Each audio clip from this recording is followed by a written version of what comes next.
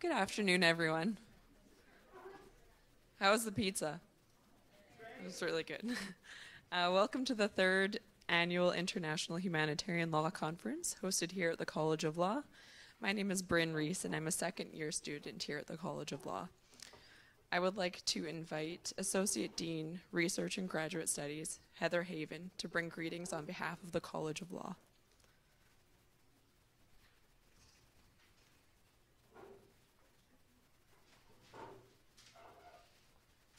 Good afternoon, everyone. My name is Heather Haven, and I'm the Associate Dean, Research and Grad Studies at the College of Law. And I'm very pleased to bring greetings on behalf of our Dean, Martin Phillipson, who was unfortunately couldn't be here today, but I'm happy to be here in his stead. So on behalf of the College of Law, I'd like to welcome you here today for the third annual International Humanitarian Law Conference, including welcoming those that are watching via live stream. As we gather here today, we do acknowledge that we are in Treaty 6 territory and the homeland of the Métis people, and we pay our respects to the First Nations and Métis ancestors of this place, and we reaffirm our relationship with one another. The College of Law is proud to partner with the Canadian Red Cross to deliver this event to our students, faculty, and wider community. Today's topic of population migration is a timely one, and we hope that you will go away from this conference with a deeper understanding about forced migration in the context of international humanitarian law, as well as the important role that the Canadian Red Cross plays with developing and implementing this important area of law.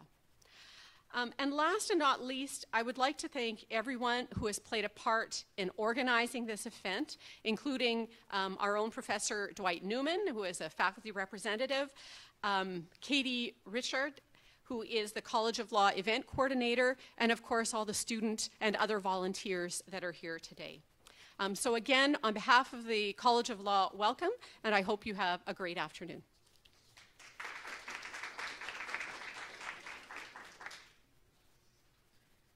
Thank you, Associate Dean Haven.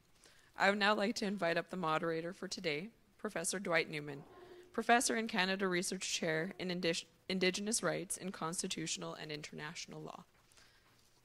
Please join me in welcoming Professor Newman.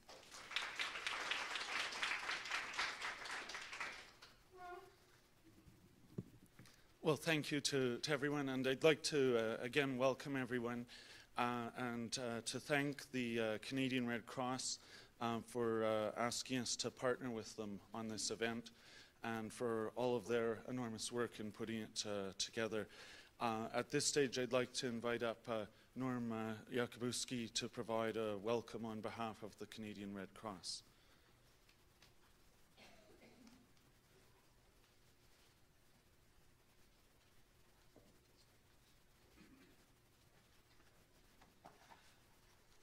Well, good afternoon, everyone. My name is Norm Jakubowski, and I am the Education Manager for the Saskatchewan Division of the Canadian Red Cross. I want to welcome you here today to the 2018 IHL Conference.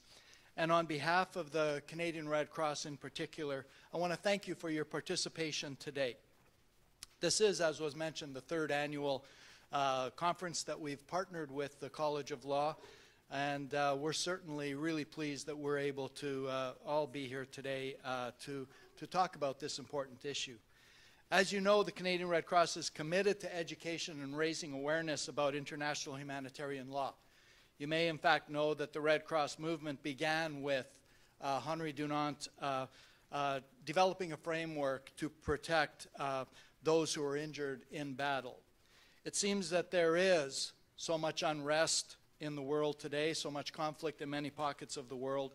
And this is an important issue for us to talk about as global citizens to make us more aware of some of the issues within international humanitarian law. So I want to thank you once again for attending today, but on behalf of the Red Cross, I do want to acknowledge Dwight Newman for his help, Katie Richard as well. Our panelists who are here today, we really appreciate their participation. And of course, I want to recognize the student volunteers. The Red Cross is a volunteer-based organization. Without volunteers, the Red Cross would be missing some vital resources. So enjoy the conference, and thank you all for being here today.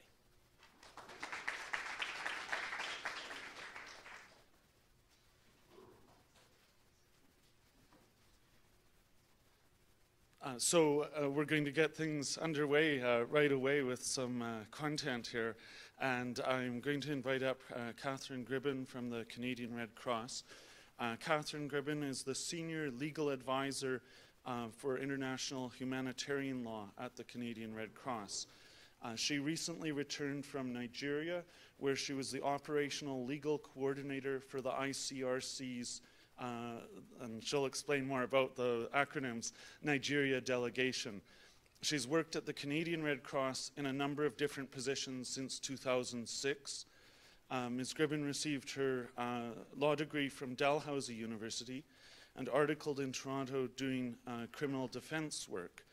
She was called to the bar in Ontario and Nova Scotia and is a member of the Law Society of Upper Canada. So please join me in welcoming Catherine and what she's going to bring in terms of a lot of content here.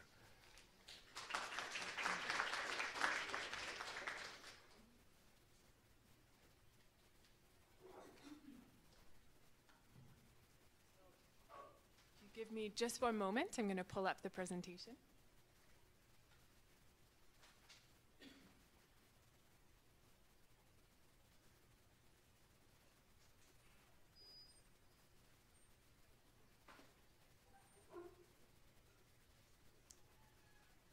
So I'd like to echo my colleague Norm's thank you for attending and joining us today for the afternoon, as well as those who are joining us online.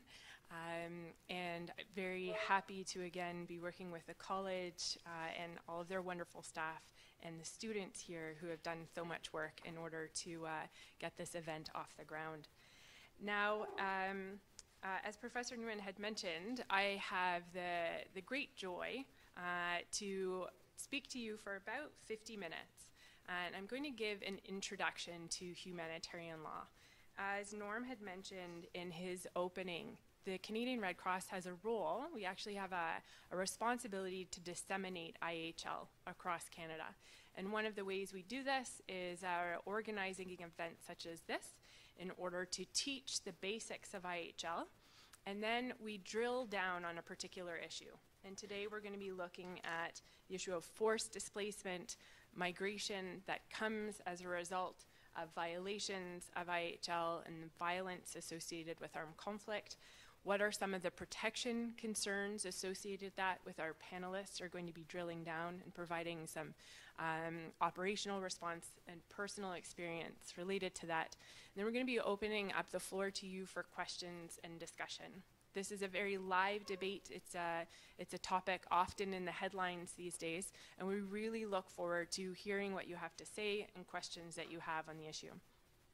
Now, the other thing that I'm very conscious of, in particular with those who are watching on the live stream, I am a hand talker.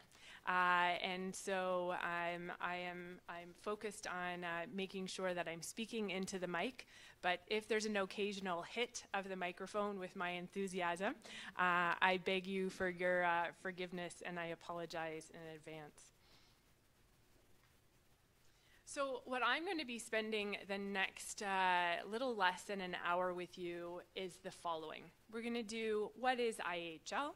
We're going to be talking about when does international humanitarian law apply. We're going to be talking about some of the rules. So that's related to the conduct of hostilities. So how do people engage in fighting? And then also the protection that's meant to be afforded under IHL. And that we're going to be looking at the streams and the focus of IHL on those particular areas. And finally, we're going to be talking about, very briefly, the issue of compliance. How do we make sure that people are following the rules? Then we're going to take a brief pause, very brief pause, and then I'm going to launch into drilling down, in particular, number 4. So looking at what are some of the protections that are specifically afforded to people who are displaced, and what are our areas of concern for people who are displaced. And then our panelists are going to be launching and drilling down even deeper into that particular area. So this essentially gives you a roadmap of what we're going to be covering. See, I just had my first hand hit. I knew it was going to come, but there it is. So for those who are studying law, those who have studied law, those who have never studied law, this is a slide that's meant to give you a little bit of a perspective of what are the different areas of law that are at play when we're talking about some of the issues that we're going to be talking about today. So you're going to be you see up there in the top left-hand corner that of refugee law. You see in the top right-hand corner human rights law.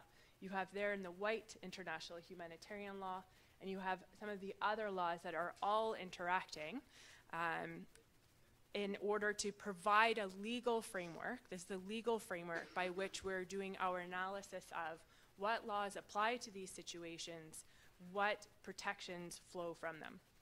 So international humanitarian law is part of public international law.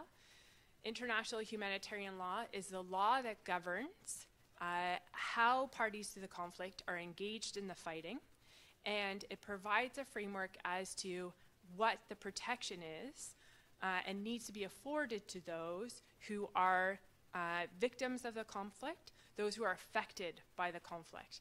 And one of the groups we're going to be looking at is, for example, the civilian population, and in particular, those who have been displaced.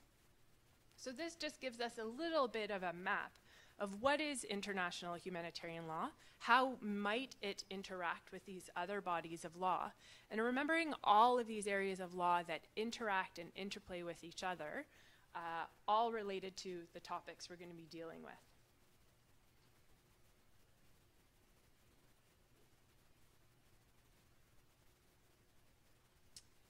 Now, one of the interesting divisions, you may remember on the slide that I just had beforehand around the law, around the use of force and the ability to use force. Now, what we have on the left-hand side of the screen is looking at the body of law that provides instruction to states as to when and whether or not it is legal or illegal to resort to the use of force. So we have recognized under the Charter of the UN that the resort to the use of force being illegal under international law, with two exceptions, that under self-defense and also looking at under authorization. So people who are following these issues in the news, for example, you're going to be hearing about, for example, Security Council resolutions, protection of civilians, the ability to use all means necessary. And this is where that conversation in the legal branches of the governments, of the UN that are taking place. They're all looking at that framework around the ability, the legal framework to use force. But we're not actually talking about that today. So IHL is not that body of law. Instead, IHL is the body of law that applies once that use of force has been used, and it speaks to the parties to the conflict. So not just governments, but all actors who are picking up arms, who are engaged in the fighting. And then what IHL does is it outlines and determines the rules that are intended to limit the negative effects and the effects of armed conflict itself. So I have a very important bullet that I want to highlight for you, is that second one. And IHL applies regardless of the legality of the conflict. So if you have a lot of discussion on this side of the House, you're going to see it in the media, you're going to see declarations by governments, you're going to have a lot of people debating and talking about whether or not the fighting in and of itself is legal, that use of force is legal. IHL says, regardless of the legality of this conflict, regardless of the legality of the reasons by which you started to fight, you, as a party to a conflict, you as an individual who's a soldier, who's a combatant, who's a civilian who's picked up arms and directly participating in hostilities, you are obliged to follow the law in war. So what I want us to be thinking about is when we're thinking about IHL for the rest of the afternoon, we're reminding ourselves that regardless of the legality of the conflict, IHL applies.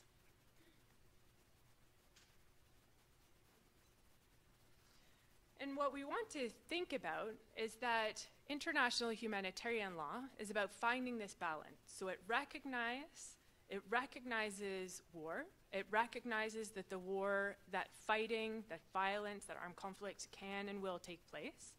And so what IHL demands, and it asks the parties to the conflict for them to find the right balance between the military necessity and humanitarian considerations.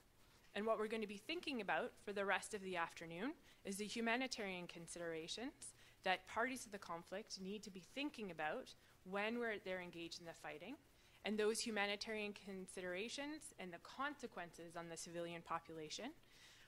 What are the implications for that particular population? For you as civilians, myself as a civilian, what's the impact on us as a civilian population of the use of force and the fighting that's taking place?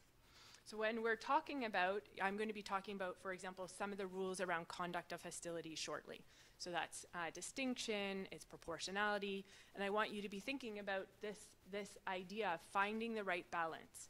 When you're doing your analysis, or the young lawyers who are in the room, if you're advising on this use of force in the future, you're starting to think about, right from the get-go, this obligation to find the right balance between the military necessity and humanitarian considerations.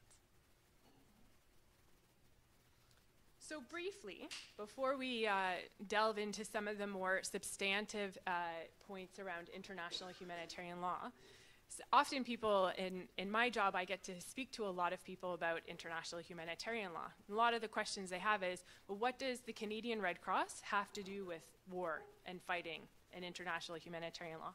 Well, this is the story. This is the story of this connection. So as Norm had mentioned, one of the founders of the Red Cross Red Crescent movement is Mr. Henry Dunant. And he was traveling through what's now known as northern Italy, and he came across a village where there were tens of thousands of soldiers who had been wounded, who were sick, who were dying as a result of recent fighting. And Mr. Dunant, as a civilian, he was very shocked by this experience. He started to work with the local community in order to be able to provide assistance to these soldiers, taking messages to be able to pass on to their family, to be able to provide medical and immediate first aid to those individuals. Mr. Dunant was very moved by this experience. So he went back to Geneva. He wrote a small book called The Memory of Solferino, Souvenir of Solferino. And he then, with a group of other distinguished men from Geneva, formed a committee that came together in order to encourage states to do two things.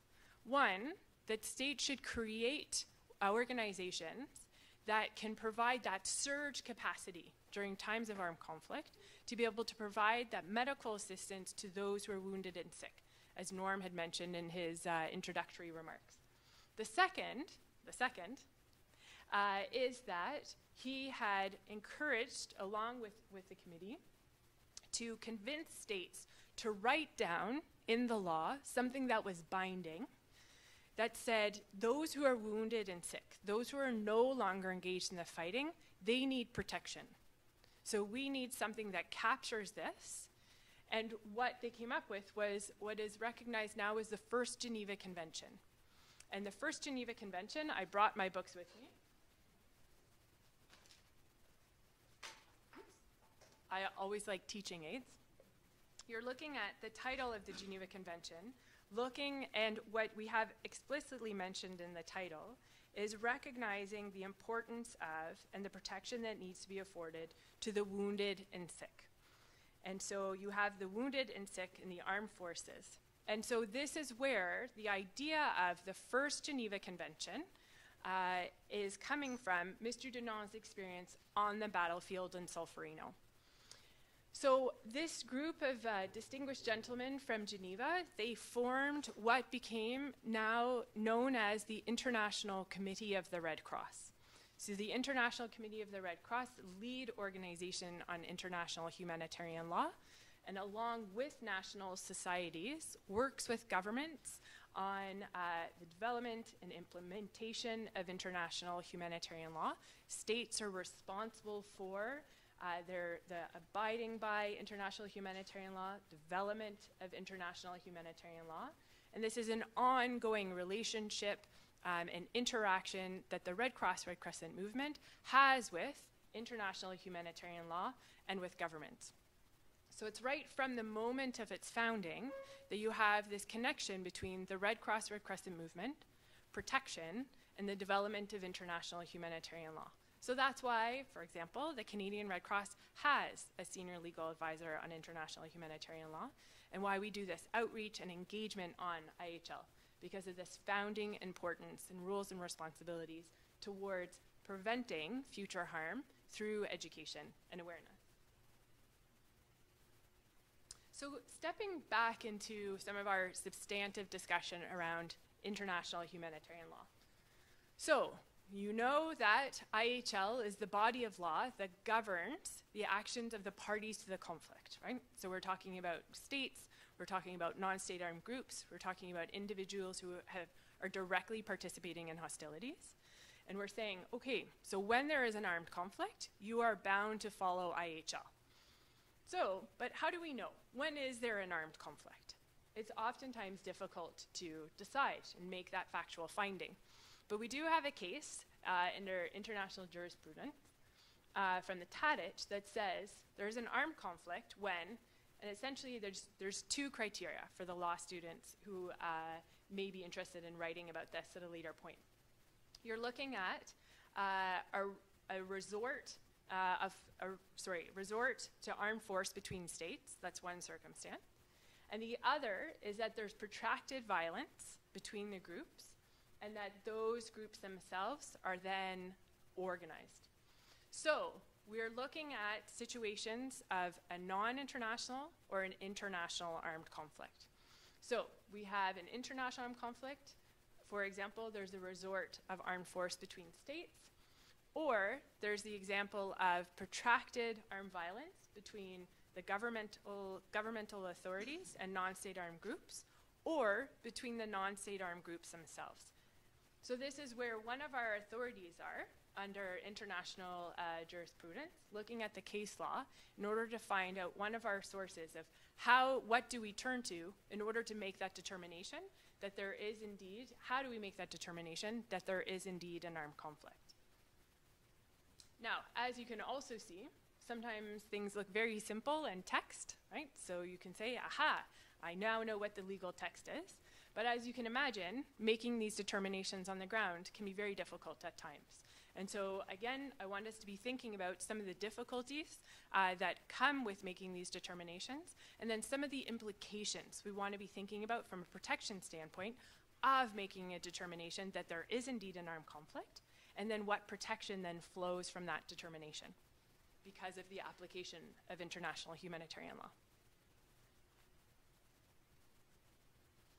So I've just gone through, so we have our finding within TADICH that gives us instruction as to whether or not there is an armed conflict. But first I want to step back a little bit and identify that we have other situations of violence. So these are situations that have not yet met the threshold of violence in order to make a determination that there is an armed conflict. So instead we're talking about situations in which we have a low level of violence potentially. We have situations where there's sporadic acts of violence. You have some determinations, for example, that there's riots, there's protests. And so that is a situation, so we refer to those as other situations of violence. Others who work in this area do as well. An important determination that IHL is not applicable.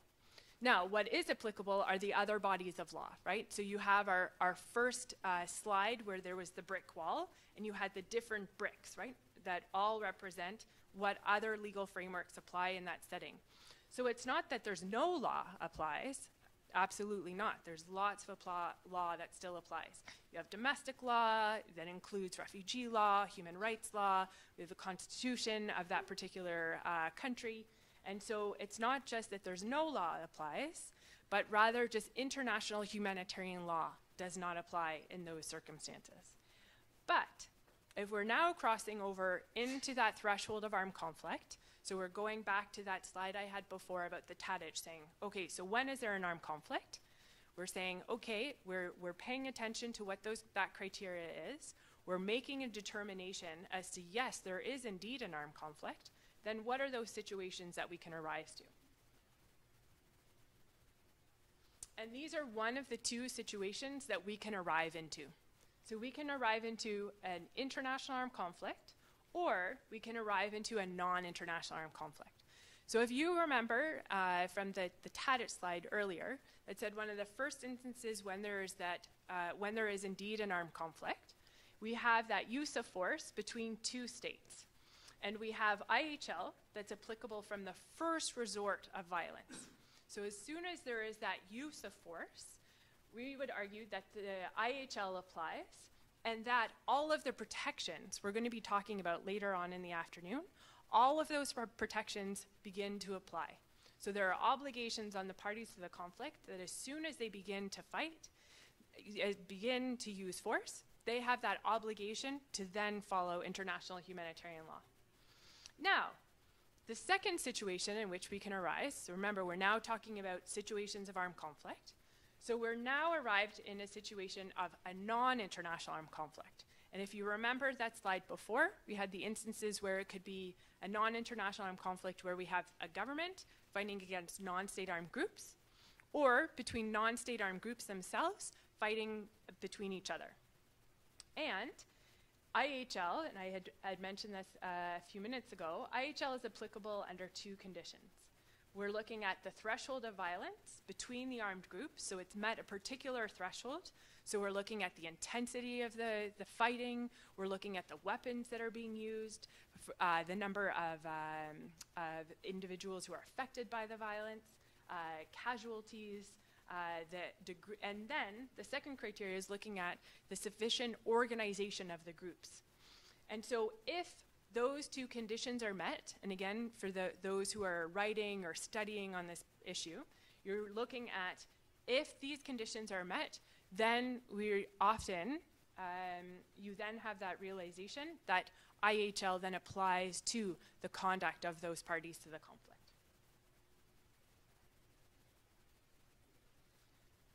So a little bit of a pause before we drill down a little bit deeper into what is international humanitarian law. So an important realization is that, so the two slides that I just had beforehand, so we had the little graphic that it was fighting between two states, so international armed conflict. So that's on that side of the slide, on the armed conflict side. Same with non-international armed conflict. So if there's fighting between the non-state armed groups or between the non-state armed groups and the government. That's on that side of this slide. The slide I had before, where there was the other situation of violence, we would put that more on the side of peace. So we don't yet have the application of international humanitarian law. But what's very important is a realization that we always have that legal framework and ongoing application of international human rights law. So, for example, some of the overlaps in the guarantees that continue to exist, regardless of whether you're in times of peace or times of armed conflict, and the application of international humanitarian law, you have the ongoing right to be free from torture, and also the freedom from cruel, inhumane, or degrading treatment. So the important thing to remember is that when we're talking, and we're going to be talking about situations later on this afternoon, that are on both sides of this spectrum. So I want you to remember this slide and remember the analysis. So when we're talking about a particular case study, are we talking about a situation that's armed conflict? Are we talking about a situation potentially of another situation of violence that doesn't quite reach that threshold? And if so, where does it fit on this slide? And then what are the implications of the legal protections that are afforded to the individuals who need that protection? So the groups who we're talking about, are we talking about civilians? And if so, we're talking about situations of armed conflict and all the protection that that civilian population needs to be afforded. And what are they entitled to under the law?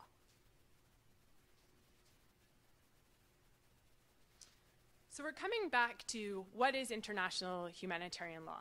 And as I had mentioned earlier, the rules of IHL are simply broken down into two general divisions. There's obviously overlap and interplay between the two of them, but for an intellectual exercise, we're going to start to look at it in two different ways. And again, I want you to be thinking about, for the afternoon and our panel discussion and presentations, how do these rules apply or should have applied to some of the situations that are going to be described later? What are some of the areas of concern where you feel like you've heard me speak about the law and that this particular law exists, and yet nevertheless we hear of violations of these laws? So the rules of IHL provide outlines of individuals who are protected and who need to be protected by the law. And the second are rules that regulate the use of force. So under IHL discussions, you're talking about what's known as the conduct of hostilities. And so for the next couple of minutes, I'm going to be talking about and unpacking the rules related to those two general themes of what IHL is. So first, I'm going to be talking about the conduct of hostilities. So remember, we're talking about the instructions that need to be given to the parties to the conflict. So we're now talking about instructions that are given to soldiers, instructions that are given to combatants, instructions that are given to people who have picked up arms and are engaged in the fighting. And so these individuals need rules by which to clearly lay out how they can conduct themselves, how they can use force, against whom, and what are the rules that provide instruction and clarity as to how they can go about carrying on. And so do you remember the photograph that I had earlier, where I had asked you to remember about finding the right balance? So here we have that attempt at balancing again, realizing that at all times when we're doing our analysis of a conduct of hostilities question, we're talking about the obligation to think about that military necessity, balancing military necessity, and that of humanity, that of the humanitarian considerations, when we're going to be drilling down into the specifics of distinction, proportionality, as well as precautions. So again, thinking about some of the protection and the areas of concern that we're going to be speaking about for the rest of the afternoon, how do those issues of protection come into play when we're doing our analysis about distinction, proportionality, and precautions? And again, our conduct of hostilities is around the use of force, right? So we're talking about the use of force and how that use of force can be exercised, but what are the rules that govern them? I always really like the figurines of the soldiers at the top. So our first principle, when we're talking about the conduct of hostilities, and it's important to remember too that you don't just do this analysis in isolation. So if I go back a slide, we're not thinking about, okay, you can do distinction and check, you don't need to do your others. Instead, it's a cumulative analysis. All of your analysis must be done together. So our first obligation, so again, we're talking about rules and instructions that are given to those who are engaged in the fighting. And the first rules that those who are engaged in the fighting need to be taught is that of distinction. So the distinction between a combatant, civilian, between a military objective and a civilian object. Because only that which is legal to target, so for example, combatants or military objectives, it's only against the legal targets that force can be used against. So when we're engaged in this discussion, the first point that needs to be thought about is, when we're doing our analysis, do we know who the civilians are? Do we know who the combatants are? Do we know what the civilian objects are? Do we know what the military objectives are? And have we done the analysis? Have those who are engaged in the fighting done the analysis to be able to clearly understand and to be able to distinguish between who's engaged in the fighting and who is not? Who are the individuals who need to be afforded protection? who should not be targeted and to whom it is actually illegal to target, directly target, and making sure that those who are engaged in the fighting know, first of all, that there is a rule on distinction, and two, what their obligations are to make sure that they're following this rule. So we're thinking about our first rule of conduct of hostilities to be able to identify who is a legal target and what is not a legal target. At the bottom, you'll see there those who are specially protected persons, so IHL in the conventions, the Geneva Conventions, as well as others, identify who is specially afforded protection. So for example, we have the Red Cross, Red Crescent, and Red Crystal, Civil Defense, all recognize that those organizations, people who are carrying out those particular activities, are recognized under the conventions as being afforded special protection, and they cannot be targeted. Those are individuals who cannot be targeted, and they cannot be subject to that direct attack. So that's our first principle. So the first one we're thinking about, again, that of distinction. The second principle, our legal principle, is looking at the issue of proportionality. So when we're using force, so those who are engaged in the fighting are using force, again, the first test they had to go through is looking at distinction.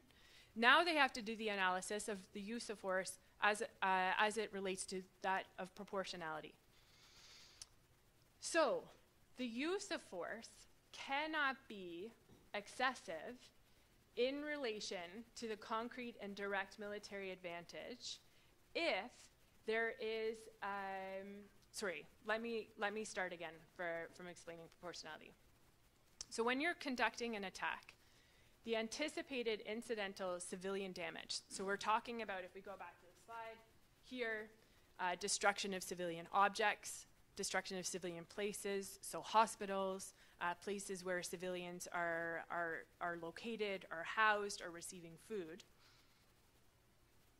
That destruction or anticipated incidental civilian damage cannot be excessive to the concrete and direct military advantage.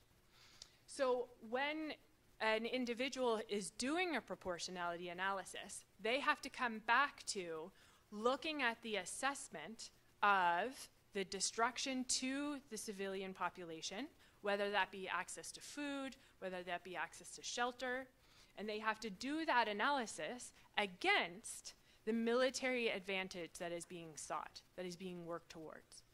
And so as you can imagine, this is an incredibly difficult and nuanced analysis that needs to be done, yet it's a legal obligation that indeed, before using force, an individual must do this analysis on proportionality. Now, oftentimes you'll hear people speak about the issue of collateral damage. And this is where the idea of collateral damage lays in legal framework. So if there is civilian damage, and it's not excessive in relation to the concrete and direct military advantage, this is often colloquially referred to as collateral damage. So damage that came about as a result of an attack. And you can have collateral damage or incidental civilian damage that can be legal, so within the realm of what is legal, because it's not excessive in relation to the concrete and direct military advantage. But then you can also have that level of damage which is illegal because it is excessive to the concrete and direct military advantage. So next time you hear or you're reading reports about collateral damage, what I want you to be thinking about is this slide. Okay, interesting. I wonder what their analysis was as to their military objective, so the concrete and direct military advantage that they were seeking by undergoing and engaging in that particular attack, and how they did that analysis against the damage to civilian infrastructure, the loss of civilian lives. And this is the incredibly difficult exercise that must be done by those who are engaged in the fighting. So that's the second rule in the conduct of hostilities. One, we have distinction. The second is that of proportionality. And the third is that of precaution.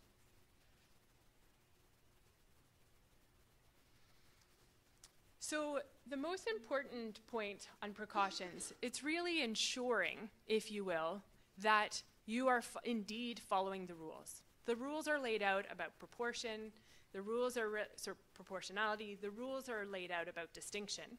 And what the rules around precaution identify is that there must be, if you will, that focus on the evaluation of the attack. Does your attack follow the rules? Does it ensure that you're following and ensuring meeting the principles and expectations around distinction? Are you sure that you're meeting the rules and expectations about that of proportionality and the use of force? And if that evaluation in the attack leads you to the conclusion that no, in fact, this particular attack shouldn't actually go through, there's obligations that can arise that the attack should be canceled if it doesn't correspond to that particular criteria. And so we're thinking about these when we're talking about and we're reading about situations of armed conflict from around the world. So when we're talking and listening to others tell their stories and experiences, when we're reading about armed conflict from around the world, when we're thinking about attacks that individuals are engaging in, the fighting that individuals, governments, non-state groups are engaging in, one of the ways by which you can engage in that discussion and provide analysis yourself is looking at, I wonder how the rules were followed in this particular setting. How were the rules of distinction, proportionality, and precautions followed in these particular settings? So remember I had said earlier about the rules of IHL, and then we're talking about then the rules around the conduct of hostilities. So that's around the use of force. And then we're talking about the rules around related to that of protection, right? So we've gone through in very general terms the rules around the conduct of hostilities. So how individuals, when they're engaged in the fighting, how they must go about their fighting. So what I'm now going to focus on for a couple of minutes is looking at the individuals who are then afforded protection under international humanitarian law. So if you look at the second bullet point there, we obviously have, right from Mr. Dunant's experience, focusing on the wounded and sick. So those who are no longer engaged in the battle. So when people oftentimes think about international humanitarian law, they often think that it's a body of law that just applies to the civilian population. But instead, it also provides protection to those who were engaged in the fighting, but who are no longer engaged in the fighting, and the particular vulnerabilities that can arise when they're wounded, they're no longer engaged in the fight, and yet they need to be protected. And we think about Mr. Dunant's experience encouraging states with the drafting of the First Geneva Convention to write down in hard law that says, yes, these individuals were engaged in the fighting even up to a few minutes ago, but they're no longer engaged in the fighting, and so therefore they need to be afforded protection. They need to be afforded medical assistance. They need to be afforded the space by which that medical assistance can get through to them. As I had mentioned too, on the slide around distinction, we have individuals who are providing medical assistance or humanitarian assistance. Those individuals are also identified as needing protection and under international humanitarian law. So these are individuals who are providing medical assistance to either side or multiple sides of the conflict. So even if individuals are providing medical assistance to the other party to the conflict, those individuals are still afforded and provided protection under international humanitarian law.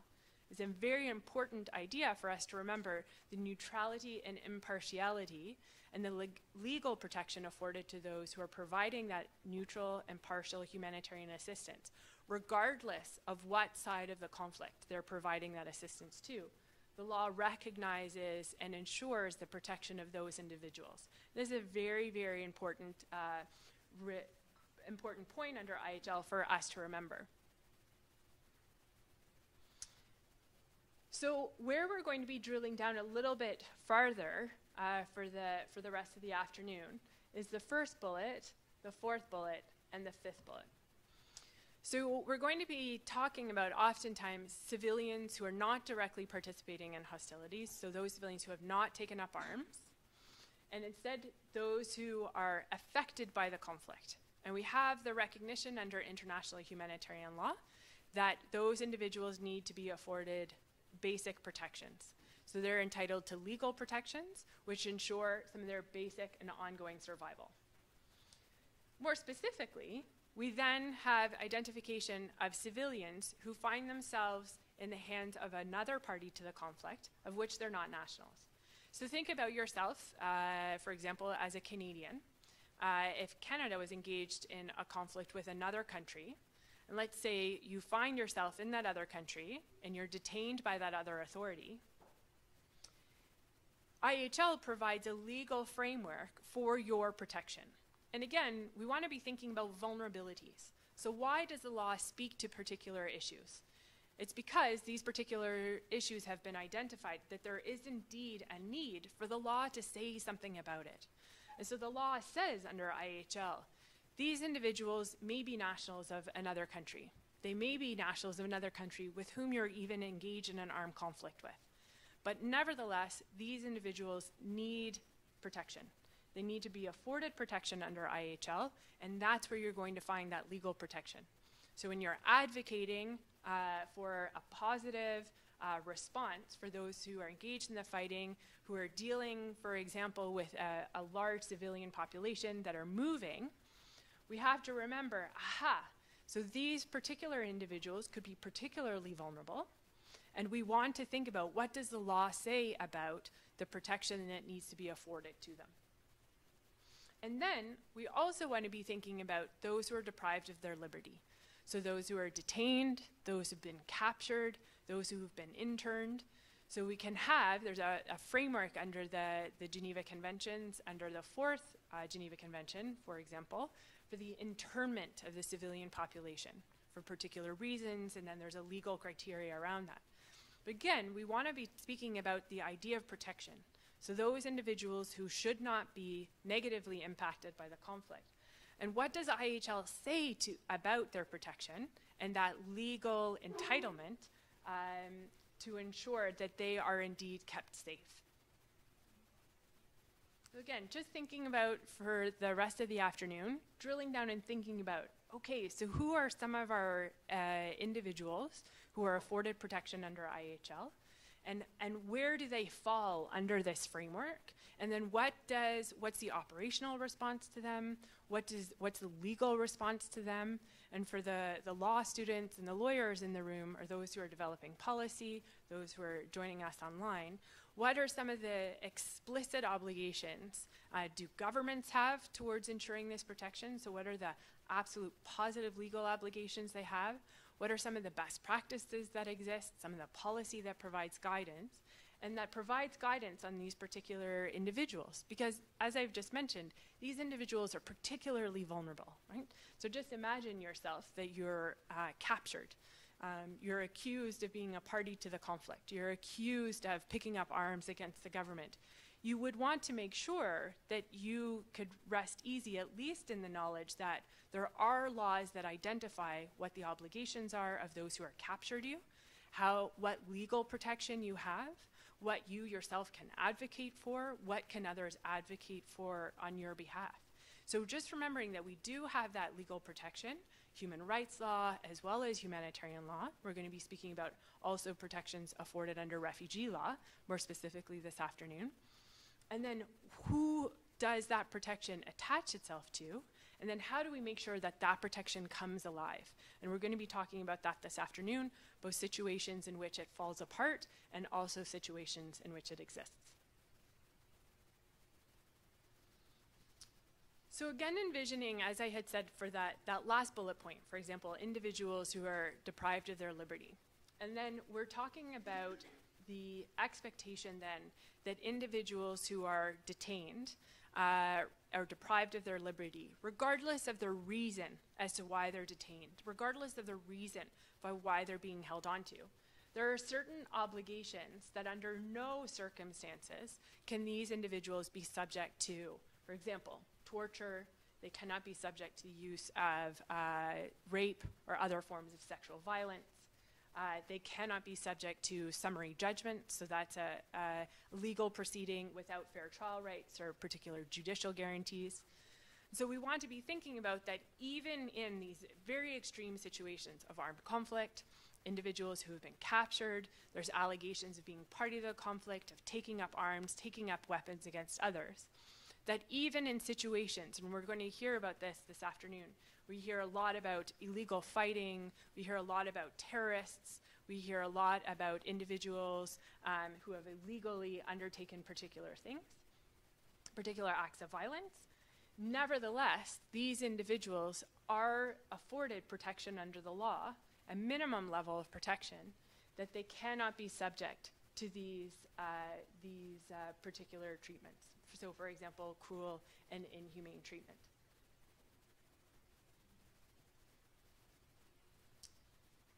So, as is often the case when we're talking about international humanitarian law, I get a lot of questions or smiles saying, oh, that's nice that there are rules, but who follows them? This sounds great.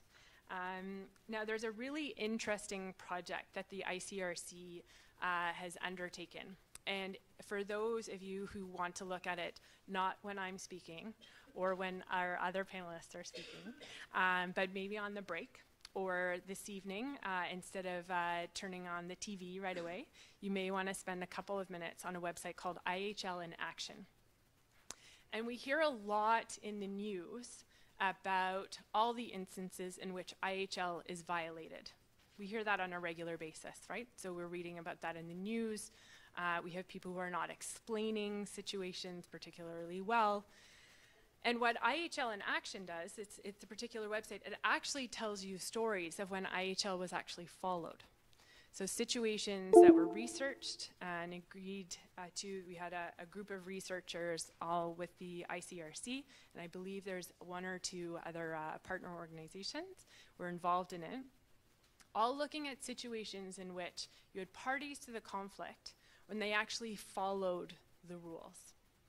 And it's a very interesting exercise that I believe will breathe some life and reassurance into your belief in the laws that I've just gone through for the last about 45 minutes. And it tells some very positive stories about situations in when IHL was followed and protection was afforded to the particular groups that we're talking about. So I'm just planting the seed. We won't look into it right now. But I really encourage you to take a look at it. So it's called IHL in Action. If you Google that, it will come up. And it's going to tell you lots of stories in which IHL was followed and the positive implications of following those rules. But how and why, for example, did those individuals follow the rules? And I would argue there's a whole number of reasons. Before I delve into this a little bit more, again, for those who are interested in this, there's a really interesting study that the ICRC also just published. I think it was in May of this year, called, I think it's called The Roots of Restraint.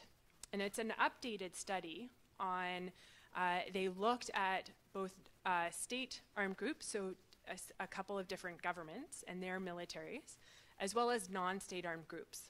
And they did research as to why and how, so why did soldiers follow the rules, and what went into ensuring that the soldiers followed the rules and the combatants followed the rules in particular situations. And it's a really, really fascinating read. But one of the rules, or one of the recommendations that came from the study was about training, right? So about obligations around training to ensure that people who are engaged in the fighting know what are the rules and how can they follow the rules in these incredibly difficult, incredibly intense situations.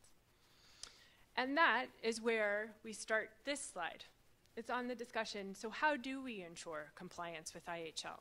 It's never going to be a single answer, right? It's never going to be, I sadly do not have the silver bullet that answers this question. But rather, what the slide does is we try and point out the whole microcosm, or macrocosm actually, more accurately, if you will, of all the ways by which we create a culture of compliance with international humanitarian law. And one of them is on this notion of prevention. So looking at training, looking at education. And the Roots of Restraint study really points that out, saying if we train properly, if combatants are trained, they're exposed to these ideas, and there's a couple of brilliant key recommendations that come from that. That's where we're looking at prevention, right? And as we know, what's the saying? A pound of, what is it? An ounce of prevention and a pound of cure, right? So what we see oftentimes in the news are all of the implications of the sheer destruction that comes from the violations of IHL. And what we do, for example, with Canadian Red Cross, other national societies, you have civil society and governments, all focusing on how can we prevent that harm from happening in the first place. It's one of our big roles. But in addition to prevention, we also then do have to talk about what happens when there are violations of IHL. So we have issues, we have options of looking at compliance or monitoring mechanisms. So there's a couple of different legal regimes all laid out in the Geneva Conventions. You have the role that international relations can have, so diplomatic pressure that can be pushed on one party to the conflict in order to improve their compliance with IHL.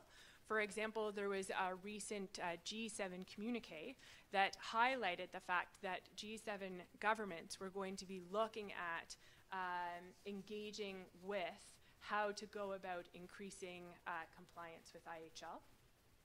We also have what most people almost jump to immediately is looking at criminal justice. So national or international tribunals, so we're looking at the domestic legal framework, so domestic courts. We also, though, have international court, for example, the International Criminal Court. Under the International Criminal Court, we have what's called the Rome Statute. So it's the governing legal framework for the International Criminal Court. It lays out what the jurisdiction is of the court, which includes war crimes, crimes against humanity. And those are directly related to international humanitarian law because those are the breaches, the grave breaches of international humanitarian law, very closely correspond to that which is laid out in the war crimes and crimes against humanity. So when I was talking about earlier that principle of distinction or proportionality, you have it laid out in the Rome Statute that says if you engage in attacks that contradict or in violation of distinction, so if you're directly attacking the civilian population, those are referred to as war crimes and crimes against humanity under international criminal law. In addition, under the Rome Statute, you also have, for example, the reparations, so reparations to be given to the victims. Then we also have human rights courts and tribunals, some of which are looking at some of the violations related to international humanitarian law. And as I had said earlier, too, you have a macrocosm of civil society. So what does the role the media play, and journalists in particular, them telling the story of the victims of armed conflict, reporting on armed conflict? You have NGOs in the humanitarian community. So we're going to be hearing from the panelists later on this afternoon, talking about what is their role and response to engaging on compliance with IHL, as well as civil society. So for example, you hear media reports coming from Amnesty International or Human Rights Watch. They're engaged in that notion of public pressure, right, on ensuring and engaging, people are paying attention, and how do we get parties to the conflict to comply with IHL. So just laying out that there is indeed a whole macrocosm, and the biologists or scientists in the room, I apologize, because I actually don't know if I know the difference between a microcosm and a macrocosm, but whichever is the correct one, that's the one I intend to be using. So looking at the macrocosm, if you will, of compliance with IHL, we have the ability to be able to look at criminal justice, so being able to turn to a court and talk about the violations of IHL. But I also want us to be thinking about what can we do to prevent that harm. So how much can we do in order to ensure that individuals aren't displaced in the first place? Because we're seeing the massive response that's needed in order to be able to provide that assistance to the civilian population. But let's think about a world in which that displacement didn't take place in the first place, right? That's where we also want to be making sure that we're directing our activities. So in closing, every 4 years, we have what's called the International Conference. It's that big red dot in the middle.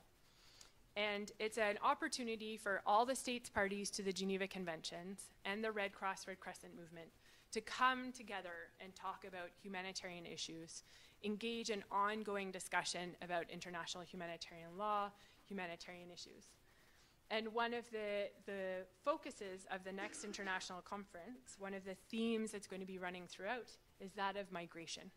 And so this isn't a conversation we're just having here in this classroom. We're having it in classrooms across the country. This is a conversation that's happening in classrooms around the world, and it will be a conversation that continues to go on with governments, the Red Cross, Red Crescent movement, civil society, NGOs, and others who are interested the world over. So I encourage you, if this is your first exposure to this discussion, welcome. We're delighted to have you. For those who have been looking at this issue for a long time, please continue to focus on it. According to the studies that have come out, we are a world in which migration is becoming a larger and larger issue.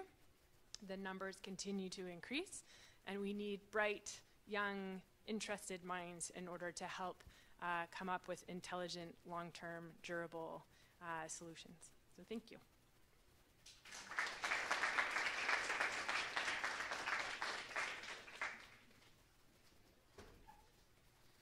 So some of the law students, I think, right now are wishing that our guests would stay, because we usually drag out our topics for a whole semester, but you've just had a really great introduction here to international humanitarian law in just 50 minutes and covered a whole term of material almost.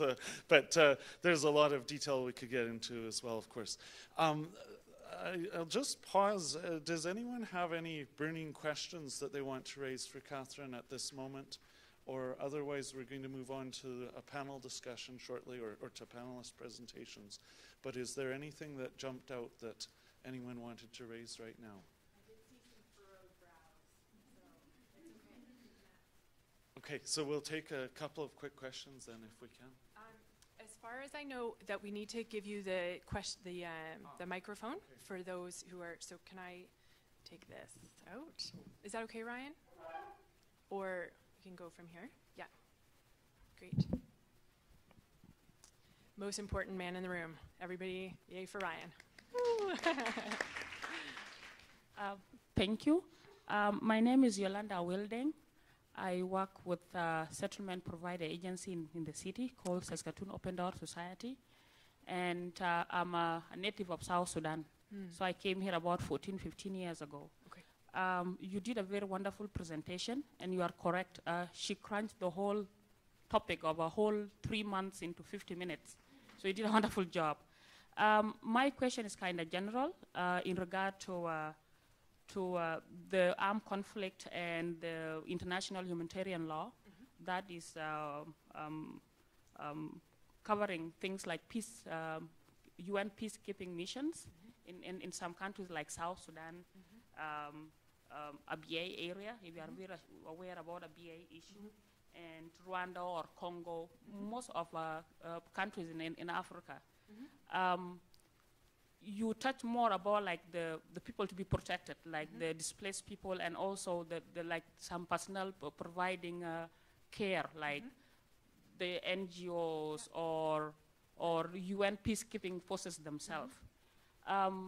There has been numerous reports that were produced the beginning of this year, last year, and 2014, 2015 has been an ongoing thing about like human rights abuses. Yes. These human rights abuses they have been committed by both parties, the government, the armed groups, and especially my interest is about these personnel that are supposed to be protecting these vulnerable people.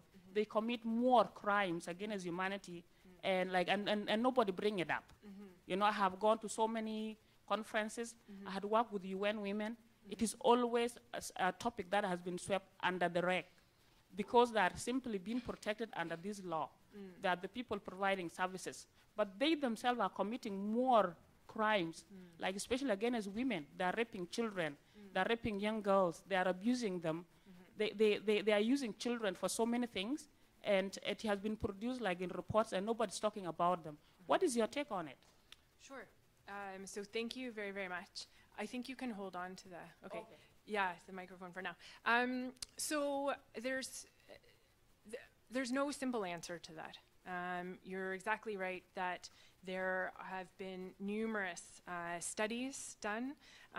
We have a couple of instances, and I can't remember the specifics of it, but you have certain individuals within the UN who have come up public about some of the abuses. So talking about actually if the UN is engaged in the fighting as a party to the conflict, violations of IHL, as well as violations of human rights. So for example, you talked about sexual exploitation and abuse. And I'm not an expert in the area, but from what I understand, there are attempts within the UN to increase awareness, increase compliance, and increase accountability. There was some very disturbing reports that came out of conflicts as of even decades ago, when you have discussions around the role of the UN. And so I don't have an answer per se, just realizing that just like we're talking about other parties to the conflict, so whether or not it's the UN or a country or a non-state armed group, there's all of these ways by which we can hold individuals to account, and both the individuals themselves as well as the organization, as well as the command structure. So you have particular attempts about in order to increase individual accountability, as well as the governance structure of the UN itself. And again, I'm not an expert in everything that the UN is doing on this, but I've heard your frustration time and again about that frustration of that there isn't enough accountability for those individuals. Thank you. Thank you. So we have some really challenging issues here, some very real issues, and we're going to move on to the panel presentations and the panel discussion, and then we have a question and answer period also at the end. So do be thinking of questions about different issues on international humanitarian law. Those that are watching on the live stream also have a mechanism by which they can submit questions. So I'd just highlight that. I am not a technical expert to explain how they do that, but I hope it's evident on the screens as you're looking there. So do send those in. We have someone here gathering those questions. But I hope everyone will join me again in thanking Catherine for this marvelous introduction to this whole subject area. And so thank you, Catherine.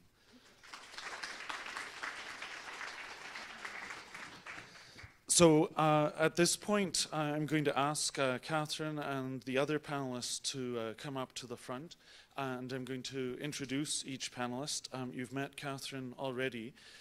Kevin Dunbar is the Director of Global Programs at Kerr Canada, leading a team responsible for ensuring the quality and impact of Kerr Canada's global program portfolio in over 30 countries. And he's himself led operational responses in a number of humanitarian contexts, including Kenya, Ethiopia, Somalia, Myanmar, Turkey, and South Sudan. And he's established large-scale refugee and forced displacement responses. Kevin has played a leadership role in the growth of Kerr's work in the context of the humanitarian and development nexus. He's focused on programs that are aimed at transforming gender equality and that are delivered through meaningful consultation with affected populations. I shouldn't comment on parts of the biography, but this is a particularly striking part here, that he brings a diverse background in business and finance and applies them to this area. He has an aim of blending private sector approaches to funding, management, and leadership in both humanitarian and development work. So I'd invite forward Kevin as well.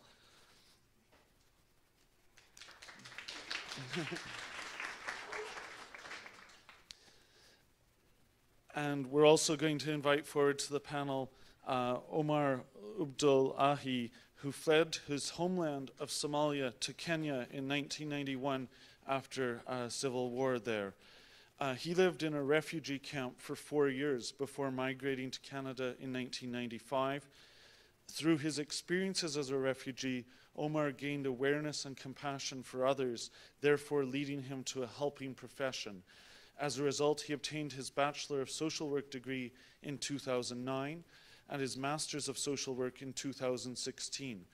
He's been working as a registered social worker now for over 10 years, providing a diverse range of social services with specializations in correctional, youth, newcomer, and child protection issues. Currently, Omar is a supervisor for a resource center that provides programs for clients who are currently involved with the child welfare system in Winnipeg, Manitoba. He also volunteers with the Canadian Red Cross Society as a psychosocial responder. And so I'd welcome forward Omar as well and invite you to welcome him. So we'll have the panelists seat themselves at the front. I'm not going to give myself a long introduction. I'm late to fill in for a better academic that we had. I'm alongside some people with some great expertise and just honored to participate on the panel alongside them. But I'll be speaking for a few minutes in a short time as well. So we are going to move to the panelist presentations. I think we're going to have 2 presentations, and then we'll take a short break at that time for about 15 minutes, so there will be a chance to converse informally during the break, as well as a chance for some refreshments. So the first panelist who's going to speak, we're going to hear again from Catherine, who's going to speak on the IHL framework, and we'll move on from there. But I'd invite Catherine forward once again. So you may find this a little bit silly, but I read a lot about focus and concentration. So for everybody who's sitting in the audience, stand up. Everybody who's at home, stand up. We want to make sure everybody's engaged for the panel. I see some stretching going on, so maybe a little reach up to the right, a little reach up to the left, a little reach up to the back gently for those with back problems, easy, a little stretch down, a little turn. Okay, if for those of you who can turn, I hope everyone at home also did this as well, just making sure we have some movement physically. You can have a seat, and I promise I won't make you do the hokey pokey. That's it. Thanks for your indulgence. I feel like a little bit of physical exercise or a little bit of physical movement is always a good thing. So very quickly, I'm going to just spend about 5 or 6 minutes remembering those slides that I had beforehand, right? So we're talking about protection, the individuals who are protected, remembering the slide that had the different bullets. So civilians directly not participating in hostilities, you had the wounded and sick, you had civilians who are found in of which they're not nationals, the other parties of conflict, those who are detained. And so what I'm going to be speaking about just for the next couple of minutes is drilling down a little bit more in this particular issue of displacement in international humanitarian law and talking about the legal framework. Now there's going to be overlap between myself and Dwight, and you're going to hopefully hear a flow through all of our presentations of the different groups who are speaking about and what legal protections are afforded to them. So when we're talking about individuals who are displaced, legally speaking, we use the language of refugees. We also use the language of internally displaced. So the internally displaced are individuals who stay within their country and who have not crossed an international border. But when we're talking about refugees, we're talking about individuals who have crossed an international border. There's other criteria that goes along with it, but for the basics of where I will start and where the professor will pick up, we're starting with those, starting to look at those basic differences and the different ways by which the law looks at these individuals. So they're going to be looking at it through the framework of refugee law. If there is a border crossed, they're going to be looking at it through domestic legal framework for individuals who have not yet crossed a border. So if we're talking about individuals who have crossed a border, we're going to be looking at refugee law, so we're looking at the 51 Convention, the 67 Protocol, as well as the other regional treaties, documents, soft law instruments around it. You're also going to be looking at human rights law. So that's at the international level, as well as the domestic level, as well as the regional level. So a whole number of treaties that provide outlines and expectations and some of the minimum protections that need to be afforded. So always remembering that those human rights continue to exist and apply. So freedom from arbitrary arrest and detention, right to life. And so we're thinking about that ongoing existence of the application of human rights law. And very importantly, looking at the asterisks below, in situations of armed conflict, we're also going to be looking at what does international humanitarian law say as well. So just going back to the presentation I had given, thinking about civilians, talking about the application and existence of an armed conflict. Is there fighting? Is it protracted? Is there organization of the non-state armed groups? So do we have an armed conflict? If yes, then IHL is also going to apply to those individuals. Now, if you have individuals who have not crossed a border, we're talking about what domestic law applies. We're looking at some of the soft law documents. We're looking at some of the guiding framework and best practices, for example, the guiding principles on internal displacement. You're also going to have, of course, your ongoing existence and application of international and domestic human rights law, as well as IHL. Now, there are instances in which the violations of IHL cause displacement. So you have situations in which, if IHL had been followed, you have the civilian population which may not have been forced to move.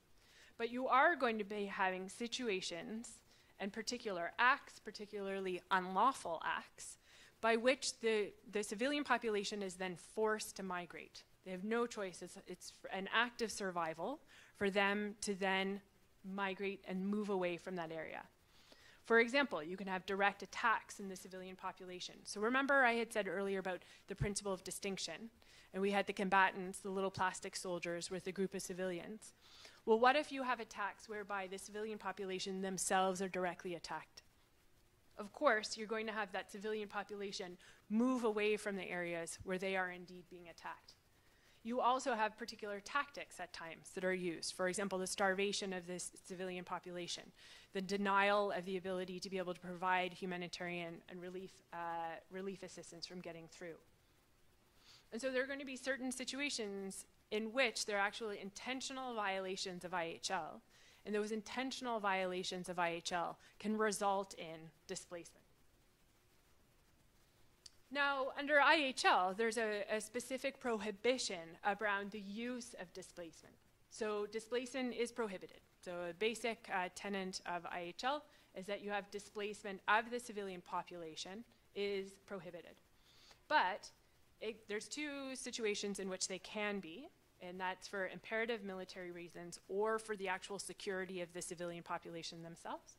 But then there's certain expectations about even how that displacement can be conducted, and then the ability for those civilians to then be able to return home, and to be able to return home in a forced and in a safe manner.